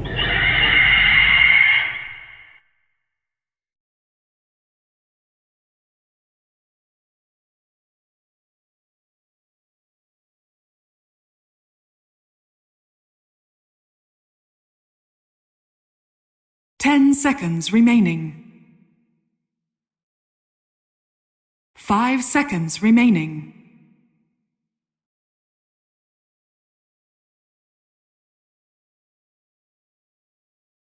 PSG. What are we going to see in game number 2? I know what we're going to see because I cheated. I took a sneak peek at the draft. You're going to get that same treatment in just a second because we have, for game number 2, a dancing Tika Spear Breaker is back on the menu for game 2 as well. Draft's gonna appear. It's a Spirit Breaker Sand King this time. So we actually mentioned as Sand King as being a replacement potentially as well. So there's no guarantee that Zawade will be the one playing the Spear Breaker, but yeah, some happy faces around. You know, Happy book as well. He's like, what am I drafting against? The key thing is, though, for VP, they demonstrated in the first game, the way to play against these type of heroes that want to get on top of you, you either have big team fight or you have elusive heroes. If you double down on both, then it's somewhat hard to take the bigger engagements. But we did see the strengths of the style of split push you can play with Spirit Breaker and the type of team fights you can take, where if you are able to lock on and get into the fight, you can overwhelm your opponent. So it's a nice battle of wits. And I mentioned mobility, they go for a Void Spirit. Very good against that. Very good against that, but not just because he can TP in on the early Spirit Breaker charges, but Spirit Breaker can't catch this hero. That you can easily dodge his abilities. So that's unless you got a Shadow Blade and you surprise him. Unless you got a Shadow Blade, but there's that already. So, and the Phoenix played out for them really well. Last game, I like this opener a lot more than the Spirit Breaker Sand King one, to be honest. But there is going to be merits to it, right? Sand King is an excellent hero, very flexible. 3 different players on LGD can potentially play this hero. And Spirit Breaker is now kind of a question mark for VP. Is he mid? Is he fly? Exactly. Is he off? They don't know. So very, very, confusing stuff going on. Yeah, mind games are there. Sure. That's something. I think if you're VP, though, you're just going to go under the assumptions Face Beyond Sand King and Zhao Wave Spirit Breaker. We've seen it time and time again against these teams that are a little bit more creative and left field with drafting. Drafting your own strategy is fundamental, and looking at your opponent and not overthinking, right? Like if we're here going, oh, this hero could be in like 17 different lanes and there's like 13 players to play, like that's when you get a little bit lost in the moment. But for VP, just pick your solid heroes, understand the theme of your opponent's draft, and make sure that you're still able to go into it. And that's a very good point. Understanding the theme of your opponent's draft, they identified very early on that they were going to be run at, or LGD were going to attempt to run at them, and they countered it very easily with these 3 heroes, and they did a very similar thing here already. Phoenix is an excellent counter initiator, and Void Spirit really excellent. I would love to see the Sand King mid though, like when you show the Void Spirit, like Spirit Breaker and Sand King both will happily be able to play into this lane, but like imagine if you have that extra little, actually what was I say? Either of these 2 heroes on PSG will have a decent laning phase. Like farming against Void Spirit is very fine because you're a melee hero. Okay, so I guarantee that this is a Jinkyu Coddle. Yep, for sure. So between the Sand King and the Spirit Breaker, which one is valid? Because of the Coddle, I would rather see the Sand King Coddle lane, because then you have the stun into illuminate, that double wave clear, the in your face. Okay, hang on. They picked Bloodseeker. This is a very good pick versus Spirit Breaker. Yeah, well, it is and it isn't, right? The idea is if you have borders up and you get ruptured, you're way more effective than any other hero because you brush it off quite quickly and then you fight. That's true. But it does stop exactly, but it does stop you from being like the obnoxious "I'm here everywhere." Because if Bloodseeker's there, you rupture him, you're going to have to stop your charge to some degree. You're going to have to think about your game. That late game charge move speed that we saw, like if you get ruptured and you do it, you're just kind of done for. So you just have to stop and stand in the middle of the fight, which isn't really earlier BKB. Sounds good. That sounds good. I would very much like to see it. Ooh. Again, counter aggression. VP, like the theme of PSG's draft is like we want to skirmish and fight you, and like Bloodseeker thrives on that because of first. He's always going to be able to run around quickly. SD Phoenix, very good counter aggressive heroes. They can egg, they can disrupt, Void Spirit, elusive as a core. Like VP is looking at the theme of PSG draft, like we mentioned, and then making sure that they all independently can make their own plays to survive against the Sand King Epi, the Spirit Breaker charge. And they are also looking at the theme of Ame. As he's normally been, laning stage doesn't go too well for PSG.LGD, and then Face Beyond make sure they're staying in the game for a little while longer while Ame farms up. And then Ame takes over the game on a hero. But which hero is he going to play with all these bans targeted towards him already? That has to be the way that they win the game, because this is how they're setting him up for success at the draft. They're going to have a frontliner in Spirit Breaker, an initiator in Sand King who builds auras, and then the support in the form of Coddle and Silencer, the global to back him up, and of course Coddle and his CDR and his blast and his utility kit. So they really just have to get this perfect last pick, because I'm not too keen. I'm sorry, Tigo. No, it's fine. No, you're core. ahead. It's fine. I understand that. Again, like, this is a hero that went untouched in so many tournaments, unpicked, unbanned. PSG really is at the forefront of counter technology, and I'm excited that they're really pushing it to the people. But it's early days. Like, innovators fail sometimes. You know, they don't just turn up day one with the perfect thing, and this is what we need to potentially appreciate with what PSG is really trying to showcase here. What is it? The master tried more than the apprentice failed type of thing? And many cows have fallen before to get to the stage. So for VP, I think they need a secondary hero to go in with this Void Spirit, because Void Spirit has two backline supports that he needs to control in Kata and Silencer, and he excels at killing heroes like this, but it would be nice extra oomph. Yeah, they kind of... Like when you look at these heroes, they're great for surviving, but they're not seeing that explosive damage. You're like, wow, look at that smoke gank efficiency. Exactly. They want to like rupture Kite out. They want to survive. And so they ban out the Tide Hunter, so they have a very good read on that. And they're probably going to ban out perhaps some Mars. 5 seconds I think they also need to ban out maybe if they're going for Mars is already out and blind. I'm so like sorry. an Underlord for PSG ban, that'd be good as well. Like roots, annoyance, control. They can pick and choose to fight VP, like ultimate control of the game. Underlord is nice, but I don't feel like he's that secondary. Are you guys totally not want to see Bloodseeker for DM then? Because Bloodseeker could also be played offlane, right? We have seen him play that earlier on this tournament. And with SD, it could be very disruptive. Yeah, DM has played it before. Like Nightfall and DM have both played it.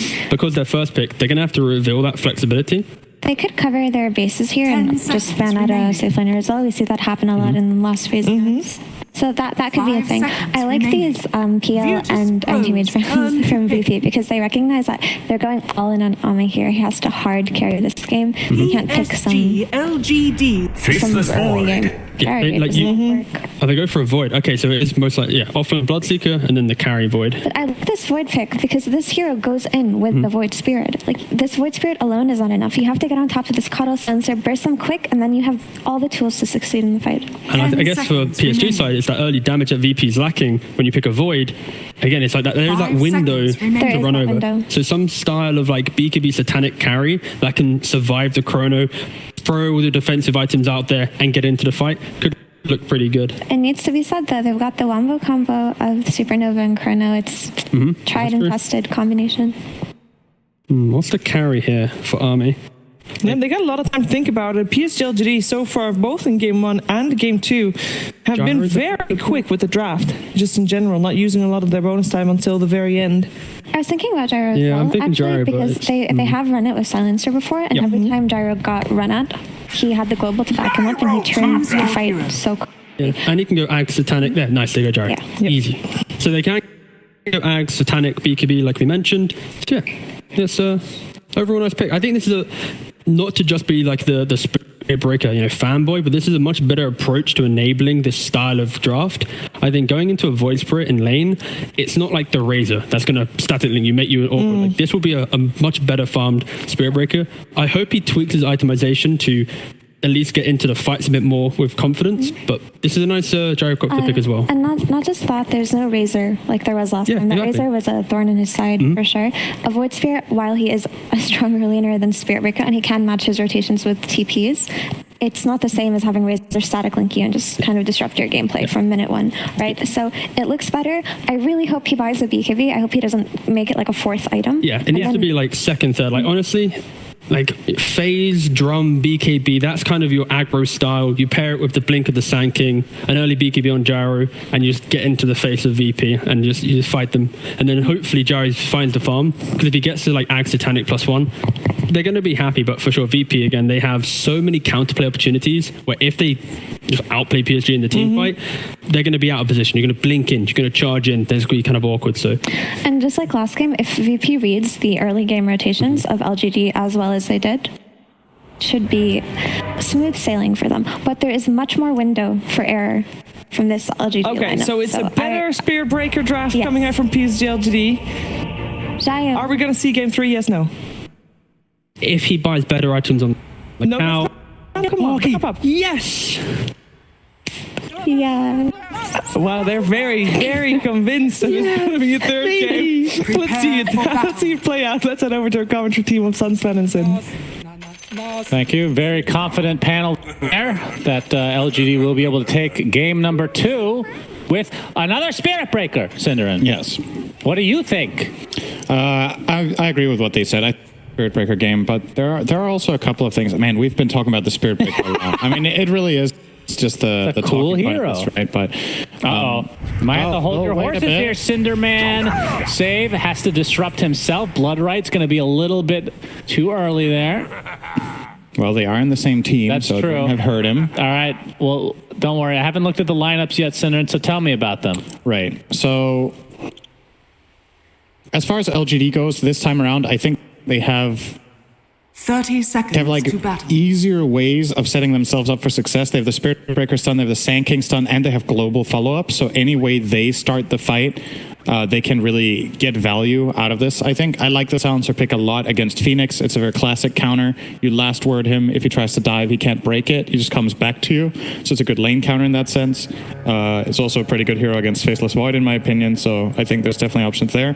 As far as VP goes, this time around, I think it's less clear-cut that they just have better late game, because I don't think there's this uncountered PL version hero here. It's a Void, and Void doesn't have the same type of games, I would say. That if you have stuns and you have damage, you can always somewhat solve Void compared to PL. But aside from that, VP are in a lot of comfort heroes. They played a great game last game, so they're definitely warm. They got the Phoenix and Kingslayer once again, save on one of his best in Shadow Demon. And a couple of things that they've done this game. They've actually countered the Spirit Breaker again. I think they really respected what Xiao 8 managed to do last game. So they have both Demonic Purge and Rupture against this. And getting Bulldoze removed on Spirit Breaker feels so bad. And they have this reliable way of doing it from range. But its lane match is going to be better. Yep. And that's kind of what the panel was talking about. The Razor is what dumpstered him. There's going to be a courier taken out. Wise going to take that for himself. Very nicely done. But they ended up banning that out. So he should have a better time here. Of course, they could have still picked some heroes that would... Not that Void Spirit's bad against Spirit Breaker necessarily, but it is melee versus melee. And Spirit Breaker, at the very least, I don't think... I have a hard time believing he'll die in that lane, at least not early on. And the reason they picked the Void Spirit was because he's a hard target to charge, right? Like, they saw the Spirit Breaker sanking, they're like, okay, they're going to do some Spirit Breaker shenanigans again. Let's pick the other spell that looks like Doppelganger. Yes. Very similar. Exactly. So again, they picked heroes that are difficult to charge. Shadow Demon, Phoenix, and Void, Where's OD? I think they forgot about that hero. I think Ice Frog forgot about OD for a while. And then he remembered it. Is ridiculous. And then he remembered it, and then he remembered, oh, I hate OD, so here's a useless change. And then he forgot about it again. Yeah. So it's great. But he remembered again with the shard now. Yeah. It's quite... seeing a lot of play so far. It's people just haven't caught on yet. These pro players, so-called pro players, honestly, Faithion, that's a fair getting point. pressured into the dive. Gets the pro strike off, trying to turn this around a little bit. Kingslayer is very healthy, but not after that Illuminate comes through. Either way, first blood goes the way of Virtus Pro. Kingslayer does eventually die, though. Yep. So talk to me about this Coddle off lane we've been seeing now that the channel time on Illuminate's been put to a fixed rate. So you have a lot more damage faster, especially later on in your skill build. People will start getting a point in Solar Bind for the amp. They start buying different items because it ramps up faster. You farm camps, you push waves. He is positioned for this game, but... Oh my God! Does that answer your question? Yeah, that's what happened. That's how they buffed him. That is... He can kill people now. This lane is honestly just filthy. Like... It is so strong. And one of Sand King's weaknesses in lane is mana. And guess what? You got that too. Yeah, so very true. Oh, that was a dirty kill. Jeez. GPK is doing a great job, just like last game against Xiao 8. This time, Xiao 8 doing a little bit better on the CS relatively, but he also has an easier matchup. Oh my God, there's a caustic. Boom! So they timed that perfectly. They got a caustic into Illuminate into Sand King stun. Very nice. Very beautiful. Yeah, that's... I mean, Void's a pretty... I mean, for an agility carry, he's one of the harder ones to kill in lane. As long as you have time walk, he can just need so much burst damage. But that's definitely something Sand King does well, is what Void doesn't want to do. You don't want to time walk off small amounts of damage, right? Yeah, that's true. But every time there's a caustic kill, you need to decide, is this worth it or not? And usually you say no, and that means over time you get to 60% health, and you get to 50, and what just happens. Has to be careful, and maybe maybe they're going to need to ferry down some extra regen. They do have a decent... Oh, look at that damage on him right now. Nightfall is actually almost dying here. Will use his stick charges to stay alive. Gets salved by Kingslayer, but he's under pressure. He has easy a time in lane as last game. Yeah, I mean, it's 18 and 6 CS, though, versus 15 and 8 for the Gyro. So similar CS from each respective carry. So that's at least one benefit, I guess, or silver lining. Is Faith Beyond now getting chased up here? This might be a kill. Indeed it is, with that last right click from Nightfall. So despite losing this lane, they're coming back, it seems.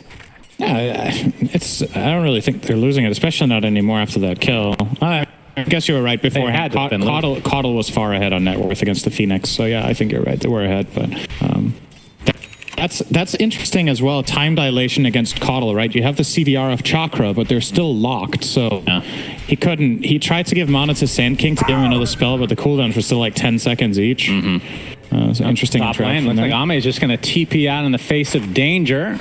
And Y is left all alone, but he's trying to take out Save in the meantime. Won't have the right-click damage to do so, though. And now Ame is here in a 2v1 versus DM, but the Blood Right is there. Something we didn't mention, although he hasn't gotten it yet. Actually, no, it's from Thirst, I believe, was changed, right? Where denies to give you half the HP, so that's... Oh, I eliminate... Oh, okay. Didn't quite clip. But that's a big quality of life for Bloodseeker in lane from this last patch. For sure. What are your thoughts on Gyro this patch? I mean, we talked about the Shard before with the Rocket Barrage attached to it, but that's not really something you would probably get as a position 1. I tried it in a game, and I've seen it. You were excited. I was like, this sounds like so much fun, and it kind of sucked, but it was just one game, so you never know. Like, it might have its uses, but it's so conditional, right? It sounds amazing because you just chase them, but it's only in those exact situations where you're chasing and they're not getting hit by the rocket yet that you get your value. So kind of gimmicky overall.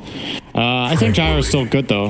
The thing I've noticed about this patch that a lot of the teams are taking advantage of, actually, Ame is taking some serious damage top as well. They might dive him fully here. 4 poison stacks from Save. 1 more would do the kill, I think. Yeah, he's trying to run away right now. Does dodge 1 more Shadow Poison and another. So he'll take the full 4 stacks here. Sand King ends up dying in the bot lane. And now Save is probably dead. Yeah, Save. He has done a lot of damage to Ame, so he has to be a bit careful here. Blood Right, not going to be able to be there, but why not? Just trying to get this kill into Save. Looks like they'll find it one way or another, but it's going to be a trade of sorts. Although there is a charge coming in from the mid Spirit Breaker. Don't know if we've mentioned that we have a mid Spirit Breaker on our hand. Right. Radiant are scanning. That's from base, so it'll be quite slow. Takes a long time to connect here. Do you agree with the panel in terms of the itemization for Xiaowei needing to be slightly different? I don't actually know how good I think BKB is here as an early item. I think I'll disagree with it just because there's still too many problems, right? Like if you BKB here, you still get chronoed, you can still get demonic perch, you can still get ruptured. I don't think it solves the inherent problems. I think you should play... It's one of those things, I love to say with glass half full, glass half empty kind of thing, where you could be like, yeah, there's so many things that counter me, but you could also focus on what are the things I can do. I think Shadowblade is incredible this game. Right. You're against Void, and both of those heroes just really don't want to get caught off guard. So I think that is a great item. Can debate whether he should buy the full Silver Edge or not, but I think getting early BKB is just not going to give him enough impact. Wow, that was actually really close. That was super close from GPK. Almost finding himself a very, very valuable Radiant's kill. middle tower is under attack. But yeah. So overall, in terms of net worth, relatively even, I suppose, as the stacks are starting to take out here between both Gyro and the Coddle. But GPK trying to counteract this a bit. Hasn't found the big ones quite yet. Looks like the Gyro's... Oh, he doesn't have the Simulate ready. Xiaowei gets the charge. Another strike. Not quite there. GPK, Solar Bind is keeping him very slow. Into Roach Pit you go, and he's going to have to get denied. Nicely done from GPK. Really nice. We have 3 more charges again on Gyrocopter here. All downing the corpse. All right. Looks like he's mega dead, as we're going to have another Faith Beyond Death in the bot lane, which is something we did miss earlier, but... Lots of kills this game around. I mean, this is kind of what you get with a Spirit Breaker game, I feel like. Except last game where you had 0 kills minute 16 with Spirit Breaker. For them, yeah. But that's true. You gave kills to the other team. Great. Yeah, absolutely. It's the little replay here. It sucks for GPK to die, but ultimately he stole away some of their stacks. He takes big rotations, and he dies to Roche. So honestly, that is pretty damn good. I'm still going to have a laugh at that. Yeah, it's interesting because you're talking about how countered Spirit Breakers. I thought it would be a really good opportunity to first pick them and then just flex it as a support. Because if you're countering, like all these picks are being used to be at least okay, if not amazing, against Spirit Breaker. And if it's against the support, like who cares, you know? Yeah. Coin for me. They must really feel like they're onto something with this Xiao 8 one. Like, again, it's a better Spirit Breaker game than the last one, I think, but Dire's it's still top not tower great. is under attack. Yeah.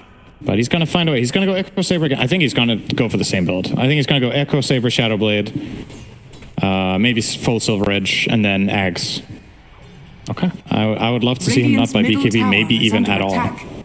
Yeah, not a strong BKB game. I mean, the disruption's always annoying, but Rupture obviously. Dire's I mean, top tower maybe even is under Lincoln's. attack. Lincoln's could have some value. Disruption is annoying, but if you have the Shadow Blade, you're going to play on the angle anyway of not getting disrupted. And in case you do, the disruption is so short with Bulldoze. Like it's less than a second, I think, when you have Bulldoze maxed out. Does Lotus cancel charge? No, you charge toward each other. No. Like if you're charging, can you cast Lotus?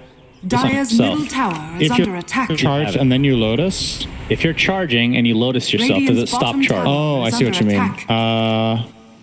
I think so, yes. Okay. I do think so. Well, we're going to have a bash here from Zhao 8 into the charge and a death for Kingslayer. So 4-5, 1K net worth lead right now for PSG.LGD. Things looking a lot better than last game, as you alluded Dire's to. middle tower is All the under kills in the attack. game combined right now were Radiant 4 structures VP are last game, fortified. 9-0 start, I believe. Dire's But you got to give structures are LGD fortified. credit because that was a Radiant's game that, bottom tower like, is under against any attack. other team for the most part, I feel like that it would just snowball to a 20K, 30K, 40. Like, it would just get completely out of hand. Yeah. Where they actually fought back and made it a match. Interesting to see Dire's CQ's top build here, by tower the is way. under The attack. triple null has become popular among mid-coddles because it allows you to one-shot a creep wave with max-level Illuminate. He does it even as position 4. So Dire's really top valuing tower. that ability to just Dire's top shove out an tower entire is wave in one go, Cool. and it is very good. Good attempt there from Faith Beyond. He's going to get off the epicenter, though, onto GPK. He's going to use Nice Epicenter on the other illusion, side. man. Why? Just going to be taken out very shortly by these illusions. In all likelihood, he's trying to run away. Looks like he will finally fall. So it's a 1-for-1 support for support. There's the disruption, and now VP completely surrounding Zhao 8, but there's a Burrow Strike from Faith Beyond, and the Rupture into a Chronosphere. Not the greatest combo in the world, but Nightfall's going to, at the very least, try to get Faith Beyond, and he does so. And away Zhao 8 goes. I'm not sure who was ruptured there, but I think they ruptured the Sand King. So, yeah, they didn't get that much value out of it when they chronoed him right after, but it still does a little bit of impact damage now, the Rupture. true. How much is it? 10%? I believe this is the third reiteration of Rupture now Yep. in the history of Dota. Just another 15, and then it's OD in the last year. That's true.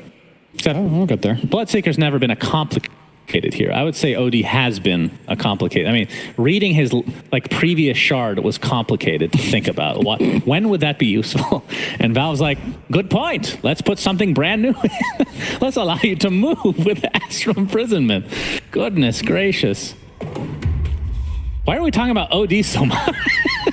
We're done Stop talking about bringing Spirit him up, Breaker, I guess. please. CQ, he a will bit get of trouble. Yeah, disruption, just enough vision there to get it off. Bloodright's following though. Okay, is not he's dying. actually fine. They didn't have Rupture, so... Radiant's middle tower He's is like, under whatever, attack. gets out of there. It just came up now, looks like. Xingqiu going Ooh, for... all right, Smoke while Zhao already charging here. Gets off that bulldoze. Save is gonna get charged into the Nether Strike and brought down quite easily. Now DM is in a lot of trouble. Last words there. Solar Bind. Gets silenced. Radiant's He bottom is tower mega dead. is under attack. There are some reinforcements on the other side now. They're actually gonna just let him die here. Structures are No big fortified. surprise there. As we do see Echo Dire's Saber top again. tower is under attack. All right, what are your Radiant's thoughts? bottom I mean, we tower kind of is under talked about attack. this as a meme build, but obviously if he's doing it 2 games in a row, Echo Saber on Dire's Spirit middle Breaker, I mean, tower is it under theoretically attack. makes sense. It's strong. And for core Spirit Breaker, I don't think it's a meme build. I think if you're a core Radiant Spirit are Breaker and you scanning. want to deal damage, you need to get your bashes out, and this gives you Radiant's another free bottom tower is roll under of the attack. dice. I call it a Dire's meme build top because tower anytime is I under build it, you attack. call it a meme build. That's But- because when you build items, it's a meme build. I see. Okay, so it's me. I don't know. I've never played Radiant's with your bottom Spirit Breaker tower before, and I is hope under I never attack. will. Okay. So we'll keep it a meme build. Okay. Thank you. You're welcome. Appreciate that. Yeah. Played with your lifesteal the other day. Don't play core with me ever again. Yep. Radiant's No comment on that. Zhao 8. Looks like he's going to get... Okay, that's the global silence coming out, but the Yule's canceling the TP, so Zhao 8 just left to fend for himself here. Aether Remnant, and just too much. Wherever you go. That's a lot of gold. 370 for that. He had a 3 kill streak. So GPK gets 370, and then there's also the AoE gold on top for his teammates. So nicely done. So something I was just thinking now, right? In the last game, there was this Phantom Lancer, and he had a really free game and was amazing in the game. What I think part of the reasoning LGD likes the Spirit Breaker first pick is two things. First of all, I think it's good against Caudle, which is becoming a very popular first phase pick for the teams, because you see him anywhere, you just charge him, and you have that info, and you can get on top of him, you can solo kill him a lot of the time. The second thing is, if you're creating this much chaos with this mid here, and he's constantly just forcing and fighting the enemy team, guess who's having a blast? It's Ame. It's just, he's been totally uncontested because Xiao 8 is just an attention sponge in this game. Like, everything is about where's Spirit Breaker going, what's he doing next, and he does it while finding they're going to run right into him, though. Caster Curse is real. And this is going to be way too much damage to withstand for Ame. Xiao 8 didn't make a move in 20 seconds, and there you go. Then they found someone else. Oh, Burrow Strike not going to Shadow Demon. Is wise in the vicinity as well, so he's going to get some int out of this at the very least. Nope. Blood right, though. Onto a couple. Looks like it'll connect, and another death here. So it's a 1-for-1 in this little engagement here, but the egg is going to be popped. Oh, no chrono quite yet. Faithbeyond trying to get off the epicenter. Will do so. Nightfall now on the run, but the stun is there from Kingslayer's egg, and down goes Faithbeyond. 3-for-1 as they continue to try to take out the Void. Zhao 8. I'm surprised they didn't try for the ult there. And well, Kingslayer now left to fend for himself as Jin Q will just get the casual right click into death. Nice ult to secure the tower here from GBK, and then he turns into Little Piggy. Piggy. What do you think about that spell name, Pigging Out? This pleases me to no end. It should have I hope the lore is about like him eating like a bunch of bacon or something. That would be cannibalism. That's true. You're eating yourself in that case. That's a very good point. Yeah. I want to promote that. Can run faster if you weigh less, so... Sure. You just take off a little bit of your weight I'm told. by eating it. I have an impact move with the pig pole here. Radiant's middle tower. Nice move, like you said. And pig pole now. There we go. That's what I call impact. Beautiful. Impigged pole. Yeah, I didn't like that one either. We've had this conversation before that sometimes I make a bad joke on purpose. And then a lot of the time people think I think it's really funny. And then it's just really awkward because I thought it was really funny. I just know you too well. So we have a global silence. Look like it for the bot lane, but nothing's going to come of it. Take that back as Zhao 8 attempting to charge in the top See lane. you later, nerds. Yep. Oh, wait. See you now. He canceled it. Well, they're going to turn it around maybe. I want to mention Xinqiu's build. He almost has an item we haven't seen on Caudle this tournament, I think. He's going for the Aghanim Scepter, so we'll get the Ignis Fatuus. Ignis Fatus back at it again. Zhao 8's going to get successful charge. Not going to end up going for the Nether Strike, though, as Nightfall. Okay. Look at Corona. Unlocks a lot of that damage. Yeah, he's super dead. Meanwhile, on the bot lane, man, action all over the place. Faithbeyond in a 1v2 will not be getting out of this alive. And now Ame, he's still in the jungle, despite having... this Illumina's going to hurt. Kind of numbers. Yeah. You could just see death coming from a mile away. Yeah. Nothing you can do. The last word procced, I think, so he got silence. He had already dove, right? Yeah, he didn't have dives. But he could have supernova to survive, technically. But yeah. Caudle is a hero right now. Very, very strong hero in Dota. Now he's got the Ignis, so just to recount this spell, we haven't seen it all tournament, I think. 6 hits. Agents of and the the radius is void. 725. Just a quick question. Is it actually still called Ignis Fatus, or is that a reference to Dota 1? It says summons Ignis Fatuus at the targeted area. Oh, it actually does. I do remember when his old ult was he spawned an orb, right? Yeah, and then that orb would make little soldiers. Right, and that orb was actually called Ignis Fatus. Yep, it was. Good Dota lore. Good Dota trivia. Absolutely. All right, well, I'm trying to think why he's choosing this, right? It's one thing to buy Ags, which was kind of common for support calls in the past, but considering how farmed he was, he could have gone Dagon 5, he could have gone a Dagon Veil, he could have got Boots of Travel, and, done almost a mid-call. Like, look at his farm. Yeah. He has 7.6k net worth as position 4. Yeah. So he definitely has plenty of options. I'm trying to think, what is the reason for getting this? Do they want to try to contain people in Ame's reach? Does it have some sort of interaction with Spirit Breaker, or is it just, I mean, it's obviously feel good, right? You have a lot of AoE spells, global, epicenter, all of Gyro's damage. So maybe you're just trying to contain the fight in an area, and that's it. And there's not much more to it. VP has a ton of AoE, right? So they want to fight, and they're forcing you to fight in AoE. Right. Like So you like Chrono and Rupture and whatnot. you just match. Right. Yeah, that's fair. Invisibility. Yeah, I like it. I mean, you're right, though. Dagon has kind of been the build, right? That's been the meme that turned out to be actually quite effective. I'm thinking especially your position 5 or position 4. If you have this level of farm and you can start almost one-shotting cores, that's incredible for a 4 to do. That reminds me of AUI back in the day. He'd be in the jungle illuminating creeps back in the TI5 days. Just come out in the jungle with a million, like, top net worth. Yeah. Close game again, though. Speaking of top net worth, we're going to pull that thought. Zhao Wei gets the successful charge with the Nether Strike to follow. Global Silence on top of it with Ignis Fatus. Okay. That's a lot. There you go. For a Bloodseeker. Yeah, so they had to read that Shadow Demon was behind, so they global silence to prevent disruption. But with our vision, that was obviously a waste. Like, yeah, he could have been disrupted, then it would just killed him after, right? There was no backup coming in. But with the information available to PSG.LGD, that seemed like a reasonable choice. Now Shadow Blade's complete, going into the Silver Edge and the next. Same build, same strategy from Xiao 8. Uh-oh. Charge. Missile. Dissimulate's already been used. Zhao Wei is fast. Hidden in the cover of Shadow Blade. Actually cancels it there. Yep. Not wanting to commit. But looking at the farm discrepancy between the two position ones, pretty close between Nightfall and Ame. Right now working on an S and Y for Nightfall. He already has the Maelstrom Echo Saber. And for Mr. Eurocopter, does have the Ags, along with the Dragon Lance and Morbid Mass for now. He's actually going Sange. So I assume S and Y, but typically you just get the Yash. Oh wait, he's going BKB now. Never mind. All right, he switched it up. To see the Kaya Sanj for GPK though. Almost completed. My delight. For the twins. Has the Yules, he has to buy that against Silencer. So not really much of a choice there. That's just mandatory in this game, pretty much. It was either that or BKB. And it's going to get Kai Sanj for the value. The mono region damage, status assist against all these stuns. Yeah. Kai Sanj still doesn't buy you enough status assist that you can stop charge into Nether Strike. So that is still going to be something he has to deal with, and it's going to come out of Invis.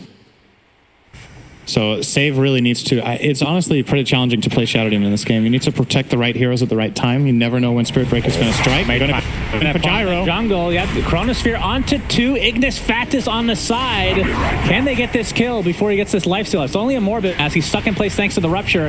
That's a lot of lifesteal thanks to the Agnum Scepter. But they should be able to blow him up. It's going to be a 1-for-1 for the position ones. But VP are falling big time. 3-for-1 now is a 5k net worth lead for PSG.LGD. This is going to be a full team wipe. That did not go as planned for VP. The counterplay of LGD is just so strong. Yeah, you get this Chrono, but the immediate Ignis just keeps pulling Void away in the Chrono. The Blinding Light especially just ruins him. And when all of their heroes come back in and connect, and Gyro gets to... Yeah, they killed the Gyro. Look at the damage breakdown. He did more damage than any hero in that fight, even though he died. Yeah. He's got everything out before he died, and it's just easy cleanup crew for the boys. Just coming in and grabbing everything. And Xiao Wei... Radiant's middle tower Actually not going to get the tower. Went to Sand King. Silver Edge complete. He is almost the same net worth as the enemy carry on his mid Spirit Breaker. It's going much better now that there's not a Razor in the game. Yes. And I believe Viper was banned as well. So. And the Faceless Void matchup is also a lot better than the PL. Yeah. It's someone you easier connect on. And there's the Ignis just pulling him out, the Blinding Light.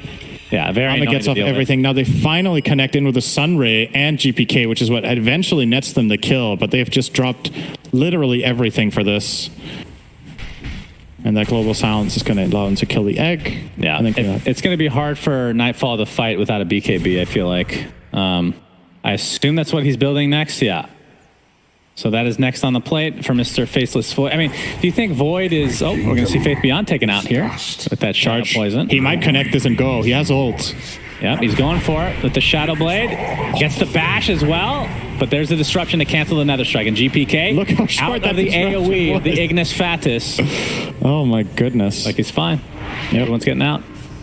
Hey, so Xiao, he really wants to get off the Silver Edge hit after the charge. But if you do that onto Sancho, then you don't have time. He has to instantly ult after it connects. And that means you will forfeit your bonus damage from the Silver Edge. But if you don't, you're letting him out. So with that in mind, like what, are you looking to break anything? Because I'm questioning why you need to go for Silver Edge and not just keep it as a Shadow Blade. Does it last longer? I can't even remember. This might be a couple seconds longer. But it's also just a feels good item with all the damage, right? It is. It gives him way more of a chance at solo killing heroes because of that backside damage. As long as it's not we're gonna see it here. Saves him. No counter for that. You were going to see it if you didn't have a good damage. Look at that damage. And then once you get that hit off, it's not just one hit, right? Your Silver Edge hit is a double hit of the Echo Zero component as well, and then pulls. So, yeah, I think upgrading it is really, really good value for Spirit Breaker. Okay. The critical strike damage. Think about how you play SB in a lot of situations where it's like, oh, I wish I had a bit more damage, or you're always relying on your teammates to finish the kill. You just have so much more to give when you have that guaranteed critical backstab damage as well. That he can solo kill Shadow Demon, for example, from full HP. Yeah. Just kills him out of one charge. Yeah, LGD looking very good in this game. 6K net worth lead. They are smoked up.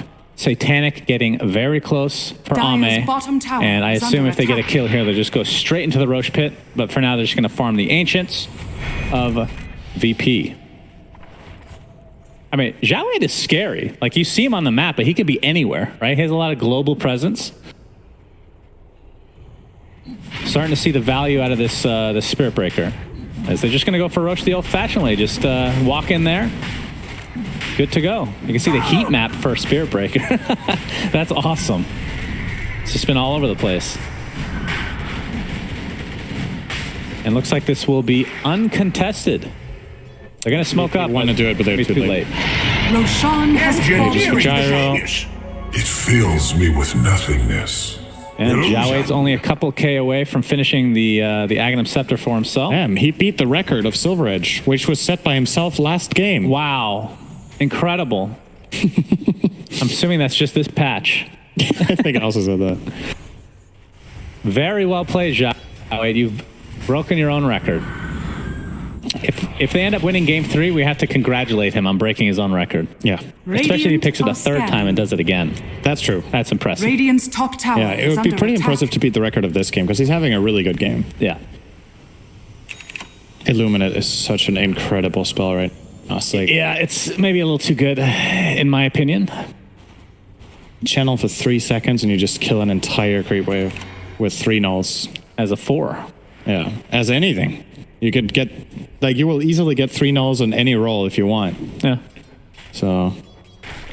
Are you saying nulls are too good? They might be too good, but they also just line up perfectly with this hero. All right. He's going to have to pop that Will-O-Wisp, but here comes Xiao. Global silence to follow. Just focusing on 4 Bloodseeker. DM takes another tumble save. Able to TP out, though. Small saving grace here for VP, but this... Yeah, with that charge talent coming to fruition and only 1,000 away, basically, from finishing Ags, Xiao is... his role is to disrupt, and when you get this kind of farm, it's pretty scary stuff. He kills too. It's not just a stunner. That's the old way of thinking about Spirit Breaker. This guy's an assassin. He's actually just killing heroes. That's true. Disruption is obviously a big part of it, but he needs very little help to even kill cores at this point with how strong he is. Charge on Shadow Demon. Charge, but they see him with that Sentry. Yep, and Nightfall now trying to pursue. We see the Lotus double Yule Scepter. Xiao looks to be just fine. They're going to actually use his Epicenter. There's a Chronosphere onto 2. They really want that Coddle. Can they take him out? It looks like that's going to be a resounding yes with the Egg to help out to end up getting another CC here. for Mr. Sand King. So a nice start to this fight for VP. Now Ame's going to take the brunt of the damage here. He has to stand and fight as Zhao Wei, like you said, just a one-man army, but he is getting bursted down with Nightfall's right click, just doing so much. Ame does get out with that Aegis, but a resounding fight win there for VP. That was their best fight of the whole game. They did so many things right. The way the Chrono Supernova layer is one thing, but the way the egg was placed was right outside the Chrono on the left side, and all of VP's heroes that had a chance of hitting the egg were stuck on the right, so they can't really get in. Just the way things started out. The Shadow Demon Disruption, super clutch with how fast he was. It might look easy, but that Spirit Breaker comes in really fast. Yeah. So he has to react very quickly and get that disruption out to even set that up to begin with. And a nice punish. But Ame did live. That is a... he didn't lose Aegis. Silver lining for sure for LGD. Gonna see it here. Very quick disruption, and then... Pretty fast Aether Remnant too. Yeah, this Yule is basically what makes the play possible. It removes Bulldoze and they just stay on top of him. And then this Chrono gets enabled as a result, and that egg is just absolutely perfect. God tier positioning for sure. The best possible egg for Phoenix is inside the Chrono, right? It's where you cast it and then you Chrono on top. But when the Chrono comes out first, this is as good as it's going to get. You have it right nearby, so it does as much damage as possible to these heroes on the outskirts. And at the same time, it was not targetable by LGD's heroes in the positions they were in. Yeah. That was basically all of LGD's lead gone. That one fight. They were up 8K. Yep. Now it's essentially even. Absolutely. So let's get back on track here, Cinderman. We have some items to talk about for each, well, for VP mostly, since they just won that huge team fight. Under attack. Why don't you talk about... Aghanim Scepter was picked up, though. That's a big one for GPK. So you're going to have the double Resonant Pulse with the Silence attached. Yep. And, I mean, what kind of dispels, other than the BKBs, do they have? Obviously, the Bulldoze, if it's activated first, is a great counter, but... But he can remove it with Yule, right? So he can force his silences to have impact on Spirit Breaker. And they also have Demonic Purge, of course. Ags actually picked up on Silencer. Save just grabbed full Lotus as well. So he has a bigger chance of surviving and making some clutch counterplays. LGD with the smoke. Not going to find anything. VP are aware, based on the map positionings, that this is a scary area. They're going to even send out a courier here from Void. Will they snipe it or will they bait it? And the Silencer Eggs, I guess we should mention as well. Last word AoE. Very powerful. All he has to do is hit 25 now, and he can mute AoE, mute items. Radiant's courier has been killed. That is a big if. A very interesting Radiant's talent, top tower indeed. has fallen. It's, in theory, ridiculous. Yeah. But you still have to buy it on Silencer. You have to get there at level 25. Yeah, you need to get level 20. You never know. Just the AoE last word in general is also really powerful. Ame just running right in. Here comes the BKB and the Chronosphere. Global Silence to follow. My goodness. They just deleted Ame. It was a 1v1. Well, 1v0 really, because he couldn't move. It really was a 2v0 because Nightfall had double damage. So. Okay. 2v0. And a Phoenix Egg. 3v0. Worked out pretty well. Yeah. You usually win those. I guess. Radiant's I don't know if we have a big top sample tower is under attack. size for that, but no, sounds about right. Yeah. VP have really found themselves a nice comeback here. I love how they took initiative there. They get the DD. They don't feel scared. They're prepared for this move to happen from LGD and just immediately just get that one-man Chrono out. And the Global Silence can't save him with the double damage running. Hex available for Caudle here. Will you run away? Epi. Will it be enough though? Yep, Epicenter with the Bro Strike. Nice Lotus. Lotus Orb applied. My goodness, Faith Beyond was not expecting that. Aether Remnant will connect yet again, and Faith Beyond will likely take a fall here with Jinku to follow. So, just like that, it's very close to a team wipe. Kind of separated a bit without the Silencer though. VP have played so well in the last few minutes. It's really, really impressive. They're going to grab top tier 2 as well. So Nightfall in the meantime wasn't even there. He's just pushing the wave and making the gankless easy to read. And now he's probably going to either stay up here or transition into mid tier 2. We do have a wave here with Shadow Demon. The Lotus from save there, absolutely godly. Yep. And the tier 2 tower going to take heavy damage here. It's falling. Is under attack. Well, I'm still correct. It's taking heavy damage. Yep. And Taking then will heavy eventually damage. fall. That's kind of how it goes. You know? It's falling. I'm correct. Okay. Looks like Shadow Demon's building. It's trying to go for a shard, by the way. That's pretty cool. So Demonic Purge can be cast on allies, which dispels them and heals. Pretty cool. What does he want to dispel with this? Solar Bind. Soulbind, last word. I mean, he can dispel global silence because he can just Lotus himself, right? First. True. Yeah, he can dispel global on an ally. Yeah. Which is really good for Phoenix, I guess. Right. I don't know if he can Ags this game, but obviously quite a ways away as a support. That would be the ultimate combo. Yep. Yeah, I like the sound of this shard in this game. I think it's pretty good. Well, Ame has a crit stick, just a Crystallis right now, and going for a... Okay, so he's going Mjolnir with just a casual Crystallis. Is that right? Or something coming on the Courier? That's interesting. Yeah, nothing's coming. So just a casual Crystallis. I don't know if I've seen that. Oh, that's a nice chrono. On to 2 with the Sunray there. 2 supports dead in the blink of an eye. I guess Sand King is basically a support this game. That's true. I forgot. He has less net worth than the Caudle still, so they're kind of rating him as a 4. I mean, but it was the Caudle who's kind of a 3, so... I mean, Sand King as a 3, it feels like he doesn't really end up farming that much a lot of the time anyway. That's right? true. And this is actually a really good game to have a position 3 Sand King because the 4 can end up taking the farm, right? Yeah. I like that. But VP have just really turned this game around. 5K net worth lead now as Zhao 8 working on a BKB for himself. Oh, GBK pinging. They have Silver right now. Yeah. They see him. Oh, very awkward moment there as they both looked each other in the eye. And Zhao 8 gets decimated. No purpose. Looks like Dagon is next. GPK, that should be interesting. Soul Catcher is just so disgusting sometimes. Like, okay, it was a dataless. Okay. The amount of damage Shadow Demon does in a move like that is just absurd, right? That Soul Catcher deals more damage than Finger of Death. I believe it. You used it on a full HP Spirit Breaker. It did 1,000 pure damage, like basically right away. And that's going to combo real nicely with the Dagon. I love that the damage breakdown says 52 because it isn't considered damage. It's just like HP removal. Yeah. Right? It's HP, it's borrowing. It gives it back, but what would you call that? If you borrow something from someone, but you don't own it, and then you give it back, you know what I mean? You borrow it. Yeah, but you don't have it either. It just disappears temporarily, and then they get it back. This sounds like a really weird question that I don't really want to think about during a cast of Dota right now. That's what it's like casting with you every game. You ask me those questions every time, so now it's my turn. That's not true. I asked you legitimate questions that are interesting. Okay. That was not interesting at all. I thought it was pretty interesting. Okay. I bet there's a word for that. He'll come up with Why don't you just make one up?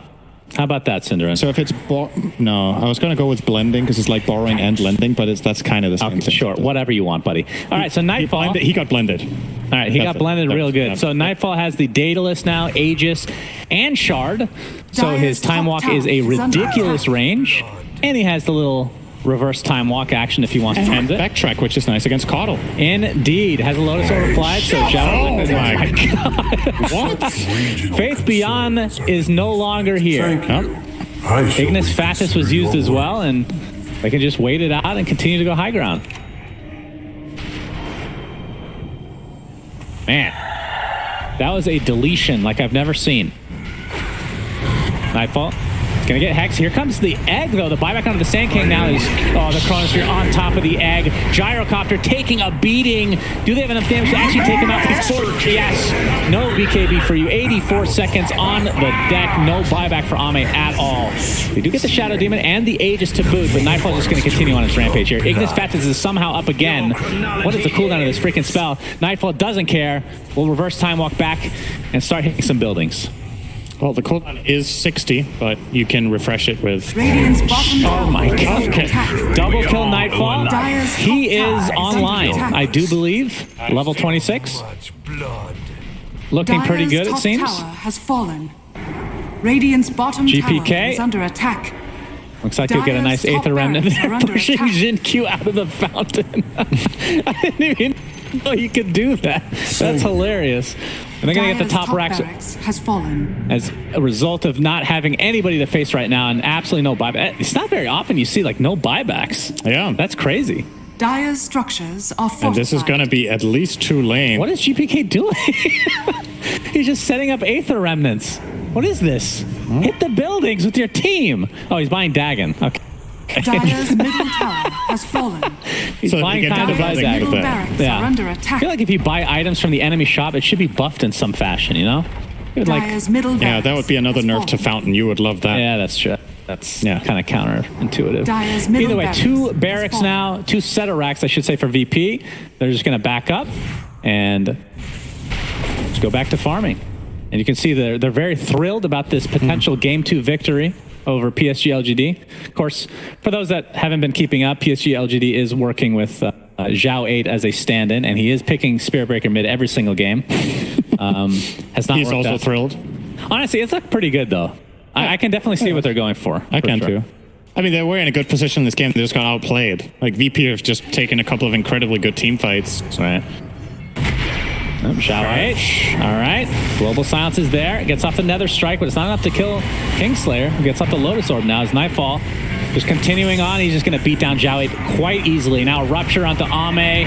He is BKB, has to stand his ground. The Satanic is keeping him alive for quite a while, but the Chronosphere is there, and it's just too much to deal with. Faith Beyond does end up getting the Epicenter off, but looks like the GGs are called as VP take this 2-0. It looked like LGD were on their way to Game 2 victory, but like you said, VP just turned it on, felt like.